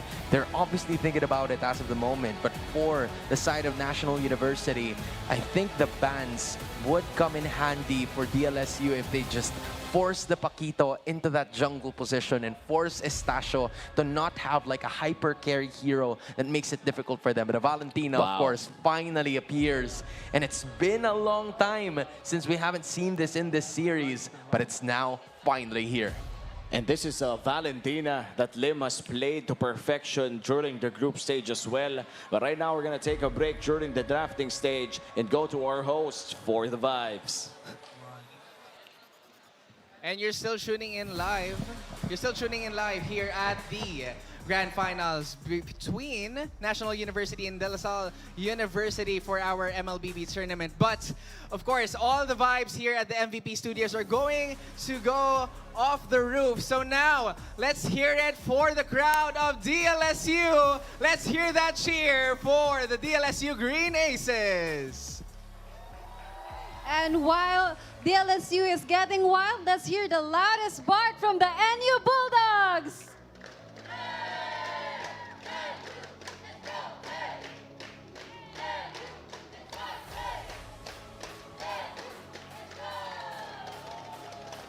And of course, you're all streaming this live on the UAAP Varsity channel, Pilipinas Live, and One Sports on YouTube. And for those who wants to watch on site, tickets are still available here at the MVP Studios. Pwede pang humabol. And of course, for all of us watching at home, at school, or wherever you are at this point, don't forget to use our official hashtags. Those are hashtag UAAP Esports 2026 for everyone, UAAP, and of course, Legends start here. So with that being said, show all the love and support that you have because this is the last game of this series and we will determine, will DLSU retain their back-to-back vision or will NU Bulldogs reclaim the crown? Once again, my name is Rexler Bayani together with Angelica Sarmiento, Uomi, and Hans. Take it away. Thank you so much to our hosts. We go back to the banning phase with a lot of assassin bans being taken away by DLSU here with a Hanzo and the Fanny, plus this Nolan taken away by the National University. That's crazy, man. The second phase of the drafting, you already have 3 junglers taken out. It seems like DLSU wants to force that Paquito into the jungle position, but it also leaves Tating with Harley up his sleeve. The question is, will that be the choice or will he go for something that is quite different from what we are accustomed to seeing? Because of the fact that even the Freya has been taken out, which is not necessarily a jungler, but it could provide some sort of problems in the early game. So DLSU now has the ball in their hands. I wonder what this is going to be, man. Oh man, the banning phase here for the second banning phase might have been just the most crucial part of this draft. Now with a very limited jungle pool, DLSU, I feel like the Harley and the Suyo are the only left high-tempo assassins left for Tating. And if ever they're gonna go for a fighter gold lane, they can no longer pick up a Freya. In which case, this Paquito would have free reign in a fighter versus fighter matchup. Yes, they cannot because the Freya is already banned.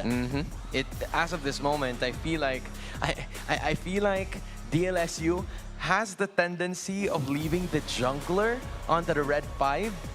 And imagine if NU suddenly forces something up. That's exactly what they're going to do. They picked up the claw. They're going to be prepared for that late game. And imagine if this goes gold and they suddenly pick up either a Harley or a Suyu. That leaves them with 1. It depends now for National University as to what they're going to be picking up for Estacio because of the flexibility that this roster has. Looking at it, the Belleric, you still don't know where that's going to be positioned, on the Roam or in the EXP. The Paquito, the jungle or the gold. I mean, there's so many variants and possibilities for this NU ending to actually go. Yeah, but I think it would be smart to get another assassin in the jungle, put this to the gold lane, and another roamer, and put this Benedict in the XP lane. So it's gonna be a Paquito gold if ever. And there you go. No, Herrero's gonna face the gold lane of DLSU by going up with a Harith. And to wrap it all up, DLSU got back to their winning ways, securing this Leomord for Tating. Oh my gosh. This is gonna go down the wire. It's Tating picking up a Leomord, something that led to their victory in game number 2. On the other hand, it's a ballsy move from Herrero to pick up a gold laner that could go well with the scaling that the Claude is going to be providing. So it's going to be first for NU in terms of the early game, but whoever makes it last will be on the hands of the DLSU Green Aces. So there's just so many things that we have to consider. It feels like the lineups haven't even sunk into me just yet, and I have to look at it the second time around just so I can have something to say about it because of how much or how big of a percentage these two teams are relying on comfort as we speak. And I don't think this is going to be a long game. I feel like this will be a short one. Whoever pulls the lead first at around 4,000 or 5,000 gold will be closing this out. We are at this stage, critical mass for the finals of NU versus DLSU as we head on to the land of Dawn. One game to settle it all. One game to crown the champions of UAAP. Champions of Season 88, when you think about it, National University have longed for it for a year, for months, while DLSU sitting comfortable at their own place, at their own base, having a trophy that already belonged to them. National Alliance are looking for some space for this hardware to finally be alongside a plethora of championships that they've won from before. But for DLSU, it's another recognition, another statement that they still are the best. It is a missing piece in their trophy cabinet too. National University have won multiple all championships across local and international. But again, they haven't won this one yet. Yep. They want this so bad. They haven't won the one. This is The one. When you're playing collegiate esports in the Philippines, this is the trophy that you want displayed inside your halls. Oh my goodness, and now NU has a chance to be able to get it, but the same could be said for DLSU to have an exact duplicate, just a single number separating the years, the seasons from one to another, and now the attack is actually going to be happening with Godoy, surrounded by the rest of the members here of NU. Not much has happened, both of them are going to be calming down, but a lot of activity is on NU as they're trying to at least zone out the rest of the members of DLSU. And this is really bad for DLSU. Tating still not level 4, but looks like they're gonna go for an early fight, and Estacio goes down. A double kill for Tating, and Bangsal trying to run away, but very low HP, and it seems that they're not gonna force the issue. They're gonna go for this turtle, and DLSU pulls ahead. Just when you said that there's not a lot of activity, a lot of Atlas heroes would go back, would just go ahead and not even give a care in the world. But Godoy says, you know what? Screw it. I'm going to go ahead and attack, land on the stuns.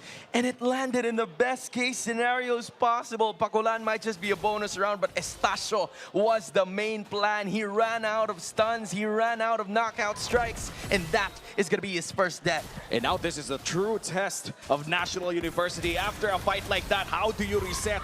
Nice ultimate coming in from Pakulan. But actually, that was a stolen one coming in from Lim. And DLSU right now ahead by 600. That was such a shocking early game fight for National University 2 minutes in. They have to be able to shake that off and find plays of their own. Yeah, this is going to be so confusing to look at, man. You wouldn't know if it's Lim committing that Wrath of Dryad or it's actually going to be Pakulan, because he did commit that flicker from a while ago, but he was trying to escape from that one. So DLSU again has the tools. Lim has the variety of skills that he can use yet again. He could go for a Black Shoes to be able to escape out to certain situations, but since they're going for offense, majority of the time that's a Wrath of Dryad or maybe even a Daytona's Welcome, something that not a lot of our Valentina heroes would potentially use, but it could be helpful and a handful for NU just in case they had to face that off because of the lack of major damage dealers aside from Herrero, who has the Purify, and Blast, who also has the Purify too. And in terms of crowd control too, like a lot of people here in this game alone just hold so much power to move you around the map, Agree. or maybe even disable you for a long time. And DLSU right now ahead by just a small margin, a 600 gold lead. 14 seconds before the second turtle spawns, they will be able to steal away this Wrath of Dryad. Pakulan and Blast already holding on to this bush, and it seems that Pakulan is found out here, and they're gonna go for 3v1. Pakulan able to run away, and Godoy with a counter set and a counter ult once again. Tating is on a killing spree. Estacio still alive, running away with the regen with his life, and Herrero goes in. And Ong is going to be trying to escape, but the Zaman force has already been laid out, which means they're going to have some significant advantage. There goes the Blazing Duet, but it's going to be late quite yet, as NU has finally returned the favor, and they're also going to be leading in terms of the gold lead. Not only do they get kills, but they're going to be in pace to be able to secure this turtle. And this is a National University Bulldogs lineup that is not shaken by early defeat. Yes, they lost last game. Yes, they lost the first fight of this crucial game number 3. But yes, they've learned from last season, and they will fight the fights that they need. This was such a response, a counter to a counter. DLSU started off that initiation, but then NU answered with a Wrath of Dryad of their own. A Fatal Links and then another knock-up strike. Estacio arrived at the right place at the right time, which means that he was able to get an extra kill that kind of derailed him from what seemed to be a travesty that was supposed to happen to him, because he was the first that was gone upon that very first clash that happened in game number 3. But now it's going to be all square again, and NU is holding to a 1.1k gold lead that is down to just 900 as of the moment, as they are going to be looking for a turtle in just a minute. And this is something that NU wants. Get that early game lead. You're up against a Claude in the hands of Sanchez, and when you're looking at a Claude, at least a Claude composition for DLSU, you should be ahead by around 2,000, 3,000 before that Trinity is built, and they're gonna go for Sanchez. we didn't even see. It was so quick coming in from National University. I mean, just imagine. That's the Lilia, the Paquito, and the Harith. I don't know if you'll even stay alive for that one because of how mobility has worked for NU. They were going to be able to take down the very first turret of this game and provide some sort of pressure for DLSU. You talked about 2,000 gold lead. They are definitely on their way there as NU is holding on to this. Meanwhile, DLSU is going to be forced to use the Purify courtesy of Ong and Bangsal. Not even using his flicker just yet has been implying and applying pressure to the Green Aces. And we talked about the gold lead. They have just reached almost 2,000 already. National University knows what they have to do to keep Sanchez in check against this Harith. And Herrero 101. This is going to be a turtle that National University starts, and they actually find one with the missile expert. But a perfect match, able to give safety for Godoy. Low HP on this turtle. Wrath of the Dryad. Estacio gets that turtle, but the Fatal Links finds one under the Sound Force and the Purify. They get Godoy. So that thing looks to be the next, but he's able to reach it for quite a bit. But Estacio punches him with a jab, and that's the turtle +2 for NU. They want more. They wanted to force a conceal to try and look for some more HPs colored in red, but DLSU just decided to skedaddle away from that one, and it means one thing: they're going to be getting another turret, increasing their lead even more. And this is the scaling that we're talking about a while ago, and an off-cam kill has brought to you by Estacio with a 5-1 and 2 KDA as of the moment. He's not even messing around after getting his death early on. He's landed 5 kills ever since. And that 5 kills translates to a 4,000 gold lead against DLSU. And we talked about this earlier, Hans.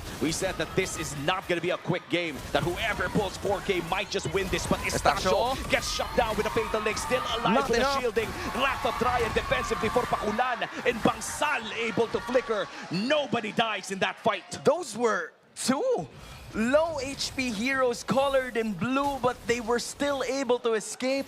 Just the juggle in terms of the damage output. DLSU did their very best in taking down Estacio. That would have been the best case scenario, but it did not work against NU. Great support by Bangsal, committing the flickers and actually trying to help them with the sustain that he has. And now NU is still going to be trying to sustain the lead that they have. It's almost or more than a 5K gold lead already, and DLSU would think of something else. They do have Sanchez, but unfortunately he's been punished too many times. But the thing is, he was able to rank up at least 2 items already, but he's quite delayed on the 3rd one. And this first Lord will be critical mass here for DLSU. They need to be able to find a trade or fight for this Lord. And it seems that they're going to go for the trade on the for something else instead. Maybe for the top side turret, maybe for the mid lane. But looks like Lim will be staying in the mid instead, as National University takes on this Lord, and I feel like DLSU can no longer contest this. This is going to be the first Lord going to the hands of NU as they immediately rotate topside. Yeah, there was just simply no way for DLSU to be able to contend for this, and their only choice is to defend NU. You feel the hunger, you feel the determination of wanting a championship, a UAAP championship, and in the middle of all of the trophies that are part of their cabinet, the hunger is still there and it lives on, and they want more right here close to the DLSU base as they're bringing turrets down. Yep, and this is starting to look really bad for DLSU. Sanchez is yet to build his trinity, and they can't really do much. Lim with the double dash. Herrero right in the middle of 3 members, but they're gonna go for the turret sports, and Herrero's down. The Wrath of the Dryad comes in as well. Godoy tries to run away with a perfect match and able to do so, but they have to defend underneath the turret. Estacio finds almost 2, but he's gonna go for the turret first. Sanchez low HP, BMI back to the base. The turrets are going down. That's 1 inhibitor turret down bot. Now they're gonna transition to the mid. But Ong is gonna be fighting through it all. They want that middle lane inhibitor to stay alive, and they will be able to do that as Makulan is gonna be going down, but so will Tating, as Bangsal will be suffering in the process, and Estacio's not gonna stop. He will continue to make a lot of noise. This is his series, his game, and he doesn't want to let go. 8-1-2 for Estacio. This man died in the early game. This man committed a blunder in the top lane that almost cost him their early game. But the same man has recovered. The same man has found the opportunities. And the same man is currently 8-1. DLSU, they need to find a way to shut him down. And not only Estacio, you also are looking at Blas, who has been excellent with the Lilia over the last 2 games. He was supposed to be, honestly, my MVP of game number 1, but in game number 3, he is the Robin to Estacio's Batman. He seems to always be part of certain scenarios where NU is going to be ending up winning against DLSU in terms of those team fights, but we cannot forget about the Green Aces. They can fight brave, and we saw that a while ago. At least 2 of those flickers are going to be available in quite a bit. They have 35 seconds that they need to worry about, but another should be the dead lane or the long lane that they have to protect in terms of those super minions. And this is quite unfortunate for the De La Salle Green Aces, considering that the mid lane and the bottom lane are pushing with mega minions on the side of National University. The long lane is against them with the upcoming Lord take, and this is just the second Lord. Bakulan finds Ong. Lim is able to provide a bit of vision for the side of De La Salle University as well with a stolen Wrath of the Dryad. DLSU needs to manage their waves before they're able to fight this NU Lord. Imagine they're going to the other side right away, looking for the major objective. No one from DLSU has been around for majority of this time, and it means NU, led by Estacio, is going to be taking this Lord for National University. And with National University taking this second Lord of the game, they will be pushing down mid lane, trying to end this before Sanchez is even able to build his Wind of Nature. He also has the Trinity already, which means that this Claude will start to hurt National University. But DLSU, they still need to defend. They still need to clear this out. And if they're able to find Estacio in a fight and clear out Herrero and the rest, they might just be denying NU from the gold once again. Marching right at the middle is going to be the Lord for NU. They want this to be the end. For DLSU, they want this to be extended. The question is, whose answer will finally be relished as the top lane inhibitor is going to be throwing down yet again. A perfect match is going to be utilized. Gotoy is going to be cut down to at least 75% of his HP. An attack is going to happen yet again. Still pushing back in terms of the Lord, while the others are going to be clearing for the side of DLSU. Some knockups are going to be happening. Others are going to be locking down. Herrero is right there, and the attack continues. And this might be the end, as National University have finally made the dream happen. For so long, a year after, fast forward for the Bulldogs as the bite is real. And the missing trophy in their trophy cabinet is finally filled with the gold of UAAP. This has been years in the making for this roster. A promise that started 2 years ago ends tonight as they finally get that championship. They finally get that gold, and they finally get their revenge against DLSU, who took it away from them last season. What a story for National University. What a moment. What hard work, what precision. They were the final bosses, regarded, coined as the team to beat. They were beaten once by the same team that they had to go up against in terms of the finals, and yet they did not falter. They did not back down. And this is their chance. This is their moment, and this is their championship. And this is their moment right now. National University, they are livid after that win. They are living in the moment, relishing this victory against De La Salle. And meanwhile, for De La Salle, I have to commend them as well. Hans, they are looking composed. They are looking like a champion right now. They are very much sportsmanlike against their competitor, someone that they have met again and again in the finals, multiple final stages. And now, in the losing end, De La Salle University loses to National University for the first time in a while. Man, what a game that was for National University. Well, you're looking at it right here, just them showcasing means of sportsmanship. Both DLSU and National University are just happy to be here. And for DLSU, it feels like it's them passing the torch. And majority of these players, or maybe even all of them, will have their last ride here at UAAP Esports.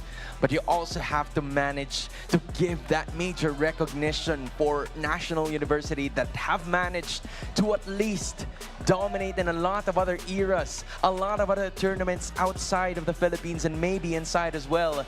And this is how you cap it off, or maybe even just add to a long journey that's still ahead of these boys. And if ever the next season comes closer than this one before the last one, maybe we might see some faces here with the 1 year playing, I would say the playing permission to play. The last even playing after year you too. graduate, the last 1 year. Who knows, right? But our MVP for game number 3 is Estacio on this Paquito performance. Just give him the finals MVP already, Just man. give it to him. Yeah. Just give it to him, man. I feel like we're already making jokes at this point if that finals MVP doesn't go to this guy. But you Yeah. know, we're not making decisions. We're not the body to actually compute what they have to compute. Yeah, we're for just this the guy to faces be the for finals it. MVP. But in our eyes, he's one of the deserving. Yeah, I would say so. One of. Yeah, I would say the only one deserving, but I can't say that because all of them are. All of them are. All of them are. It has been a totally amazing experience from the very first day up until the finals. This is exactly how we wanted it to go, for them to reach 3 games, for things to make it a little bit more interesting. Yeah. But eventually, NU was just tired of losing to this team, man. A lot of teams have mentioned, or a lot of them have mentioned, that DLSU is NU's kryptonite. And for NU, for the Bulldogs, it's finally over today. Well, it's finally over to them and the start of a championship for them. We have been your casters for tonight. We're going to be throwing you over to our hosts. Indeed, what an incredible season of UAAP Esports MLBB. Ladies and gentlemen, let's give a big hand for all of our teams, shall we? Yes. And again, to congratulate all of our teams competing for the season, showing us unforgettable matches and of course rivalry and determination and of course the spirit of competition. Now we've reached the moment we've all been waiting for, to award and honor the outstanding teams and individuals who rose above the tournament in this season of the UAAP Esports. Right, and at this point, we would also like to thank again all of the teams and of course everyone who became part of this season. We'd like to thank of course UAAP and Signal for welcoming us for another season, and of course everyone who became part of the production, the teams, the support, and of course you, the fans, who made everything as exciting as we expected it to be. So, with that being said, Angelica, let's now Officially Officially, open yes. or begin our awarding ceremony. May we call on our representatives from the UAAP, Signal, our valued brand partners and sponsors, along with our university's officials and esteemed guests, to please join us on stage for the presentation of awards. So let's start with our Commissioner Cherry of the UAAP Esports. Again, our UAAP Esports Commissioner for 2026, Ms. Cherry Valdenor. And of course, may we call on Mr. Emmanuel Calanog, the De La Salle University Managing Director.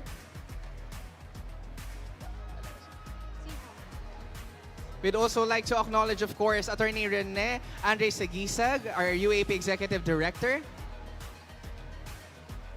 And also Mr. Mark Oliver P. Molina, the president of the UAAP Season 89.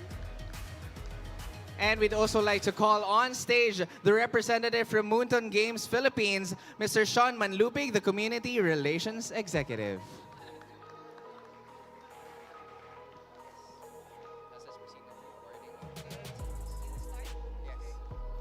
And now let's start off first with our bronze finishers. All the way from Diliman, let us all welcome the UP Fighting Maroons.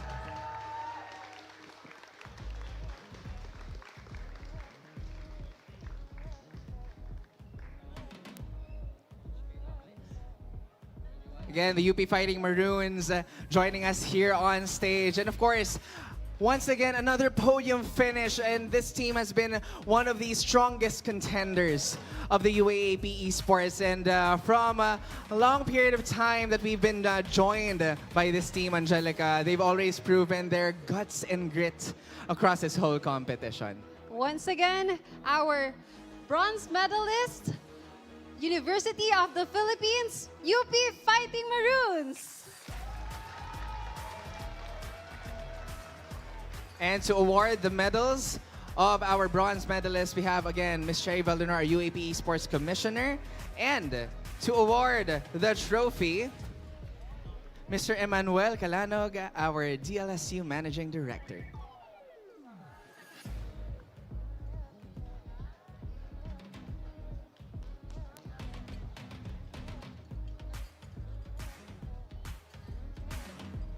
Again, for all of you watching now, we're still streaming live on the UAP Varsity channel, Pilipinas Live, and One Sports on YouTube. And don't forget to also use our official hashtags, hashtag UAP Esports 2026 for everyone. UAAP and Legends start here.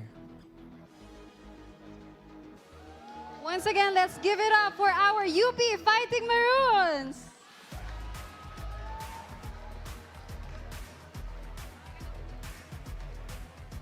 Once again, thank you so much to the UP Fighting Maroons. And again, as we wait for the medals to be awarded by our UAP Esports Commissioner, quick photo op with everyone, including our representatives. Mr. Calanog, Mr. Mark, Commissioner Cherry, and Sean, for a quick photo op with our bronze medalists. Once again, the UP Fighting Maroons.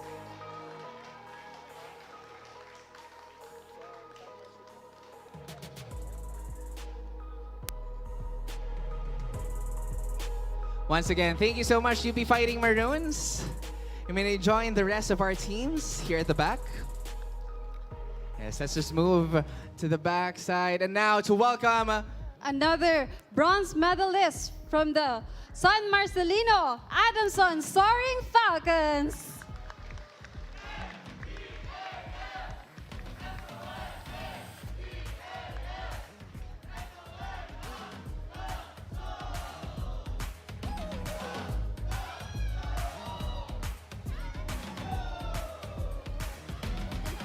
And again, to award our medals, of course, we have our UAP Esports Commissioner, Ms. Sherry Valdenar, and Mr. Mark P. Molina, our President for UAAP Season 89, to award the bronze trophy to Adamson University.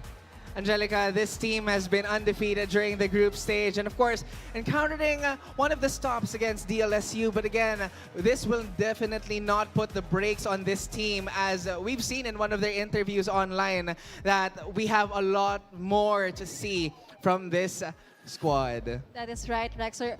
Actually, all of our universities had fought a good fight this season. Yes, definitely bringing the fight and, of course, bringing the joy to their classmates in San Marcelino. Once again, ladies and gentlemen, the Adamson Soaring Falcons. And now, may we request again our representatives for a quick photo ops together with our Adamson Soaring Falcons.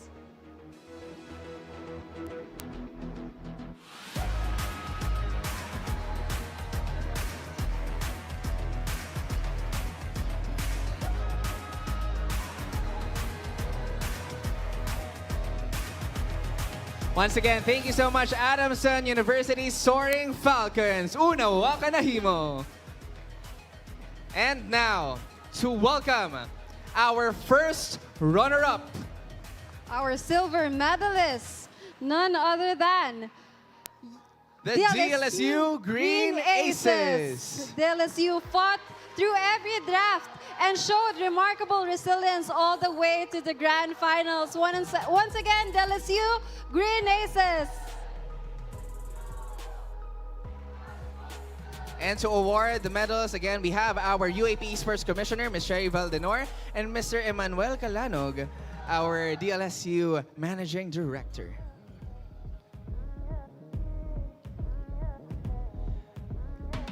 few of the most notable moments of this DLSU squad is putting the stops on the winning streaks of both of our teams here on stage.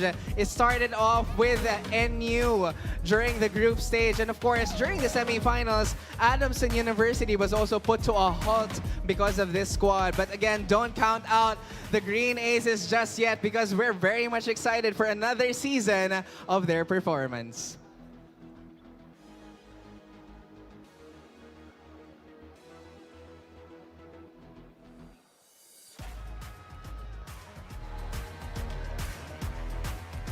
And again, we are still, thank you very much for everyone who's still watching on UAP Varsity channel, Pilipinas Live, and One Sports on YouTube.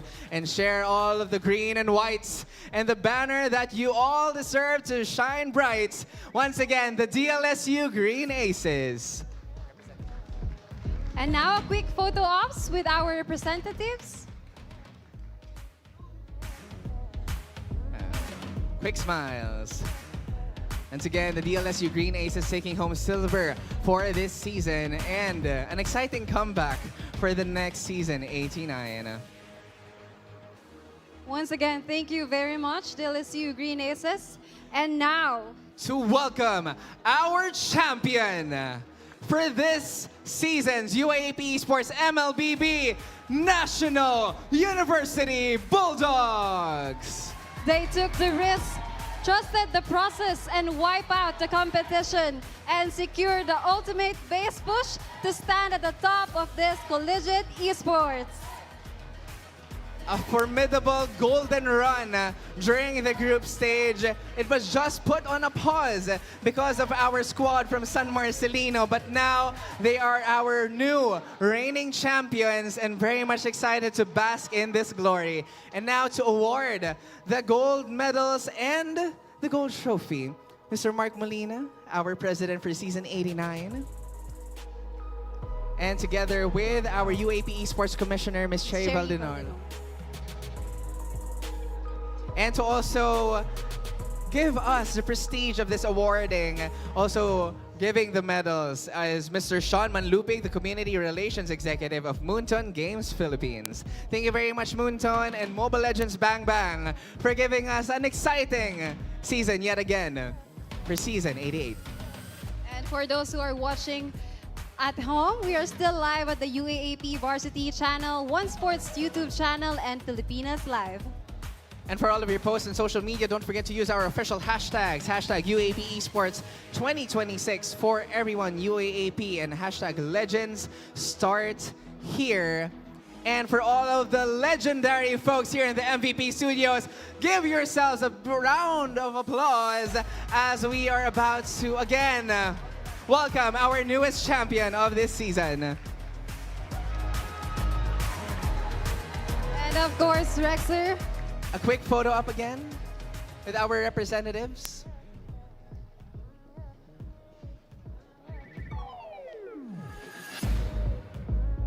Quick photo up with our representatives. Once again, thank you very much, Mr. Mark B. Molina, Mr. Emmanuel Calanog, Ms. Cherry Valdenor, and of course, Mr. Sean Manlupig. But the awarding does not stop here, as we are missing one final piece of the puzzle, Angelica. That is our MVP of the season. Our Grand Finals MVP. And to award the trophy for our Grand Finals MVP,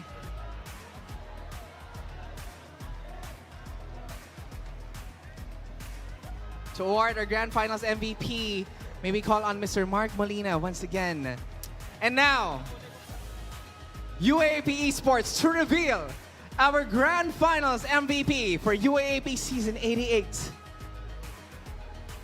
Let's check our screens. Congratulations, Estacio, our finals MVP! All smiles and very much excited for the support. And again, center stage for our Grand Finals MVP. And of course, Estacio putting out all the stops and the goes as we move forward in that competition. It was an exciting series yet again, bringing us to a battle for third game. That is right, Rexler. And now, One more final moment as well to wrap up everything that we've had for the season. Again, let's have a quick photo up again with our together with everyone. Yes, together with all of our 4 teams as well. Please proceed here in front for a group photo op with all of our podium finishers for this season. Once again, our bronze finishers, we have the UP Fighting Maroons and Adamson Soaring Falcons. Our silver, We have the NU Bulldogs and of course our champion. we also have, of course, the DLSU Green Aces as our silver placers, and our champion, The we have NU Bulldogs.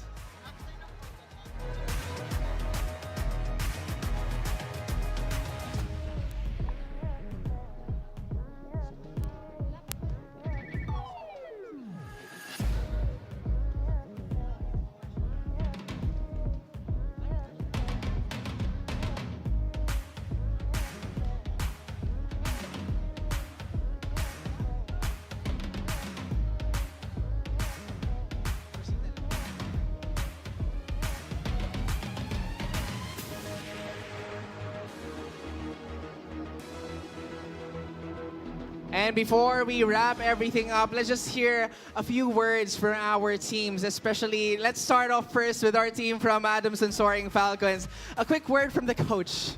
Gusto ko yung lahat umusog eh. All right, so coach, of course, this season has been challenging but also extremely exciting. You guys gave us an undefeated run during the group stage. What can we expect from the team of Adamson Soaring Falcons for the next season? Expect us to be better next season din kasi it's our first playoffs naman. So, yun. And graduate na yung mga bata natin dyan. So, All right, graduate na. And let's see if the new batch of the players will actually give us the same performance or the most exciting performances that we've seen this season. And now, Angelica, on the UP side. Let's hear from our UP Fighting Maroons team captain, Sikat. So what can you say about this season? I'm really, really grateful to all the support, and you know, it's really unexpected that we are here. We competed for the spot and we deserve it, and I think that for the next seasons, you're gonna remember the name of the UP Fighting Maroons, and we're gonna prove ourselves once again. Thank you very much and congratulations once again. And now, Rexler? All right, so let's go first to our champions.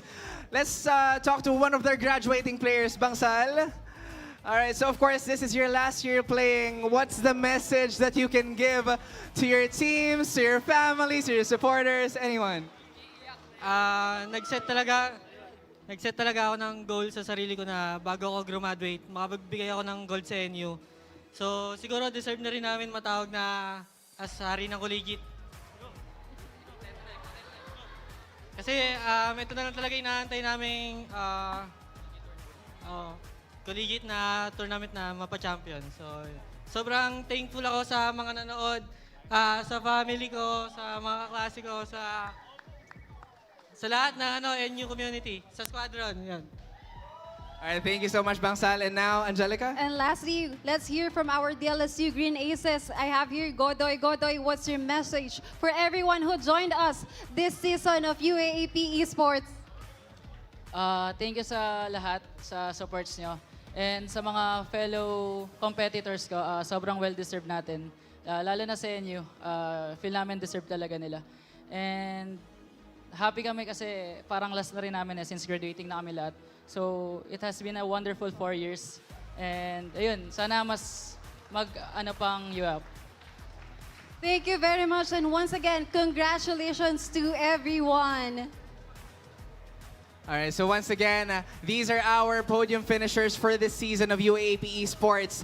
And we're very much excited for the next batch of players who will be continuing the legacy of these players. I'm just really excited because campus esports or collegiate esports is very much alive right now, and we're going to keep things going.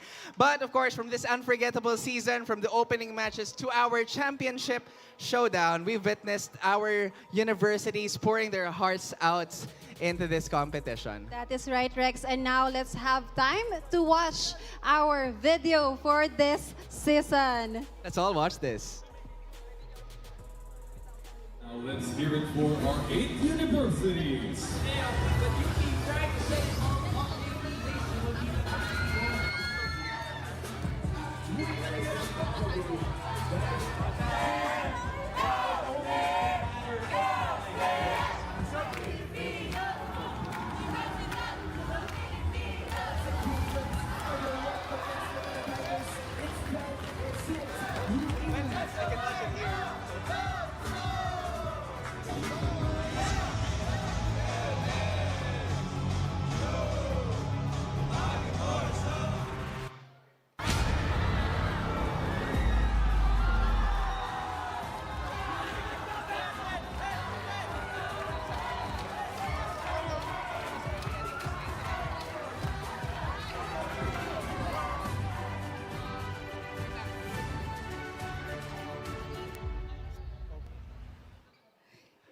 UAAP Esports, every enemy slain, every team fight, and every hard-fought victory reminded us that esports is more than just winning. It's about passion, teamwork, and representing your university with pride.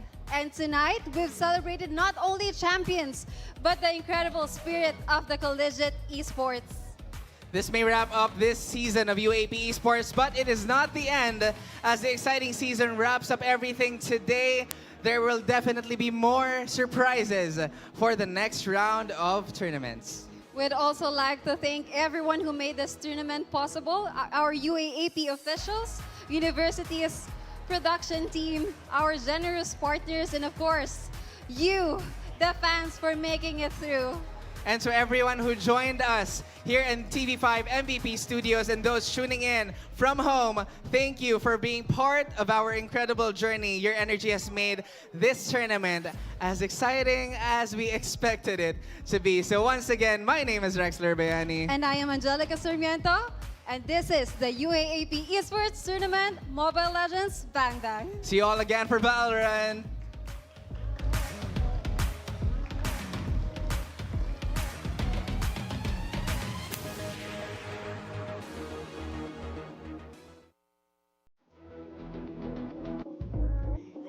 Congratulations once again to our teams at their respective universities. Now let us take this moment for a photo opportunity. Starting first.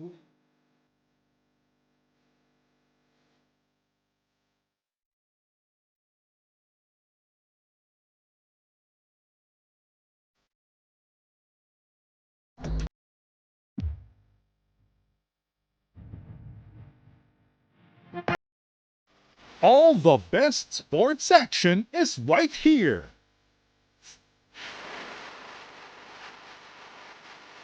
Never miss a play.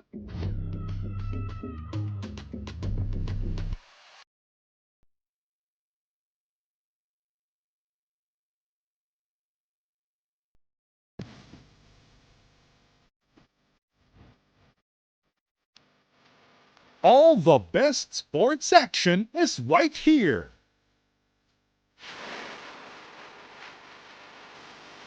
Never miss a play. It's now alive and well. This Levi defensive stop of the half. Good take it. Look at this pass coming to Good fit. Archie Torrientos. Yeah, there was a hit on the left arm. George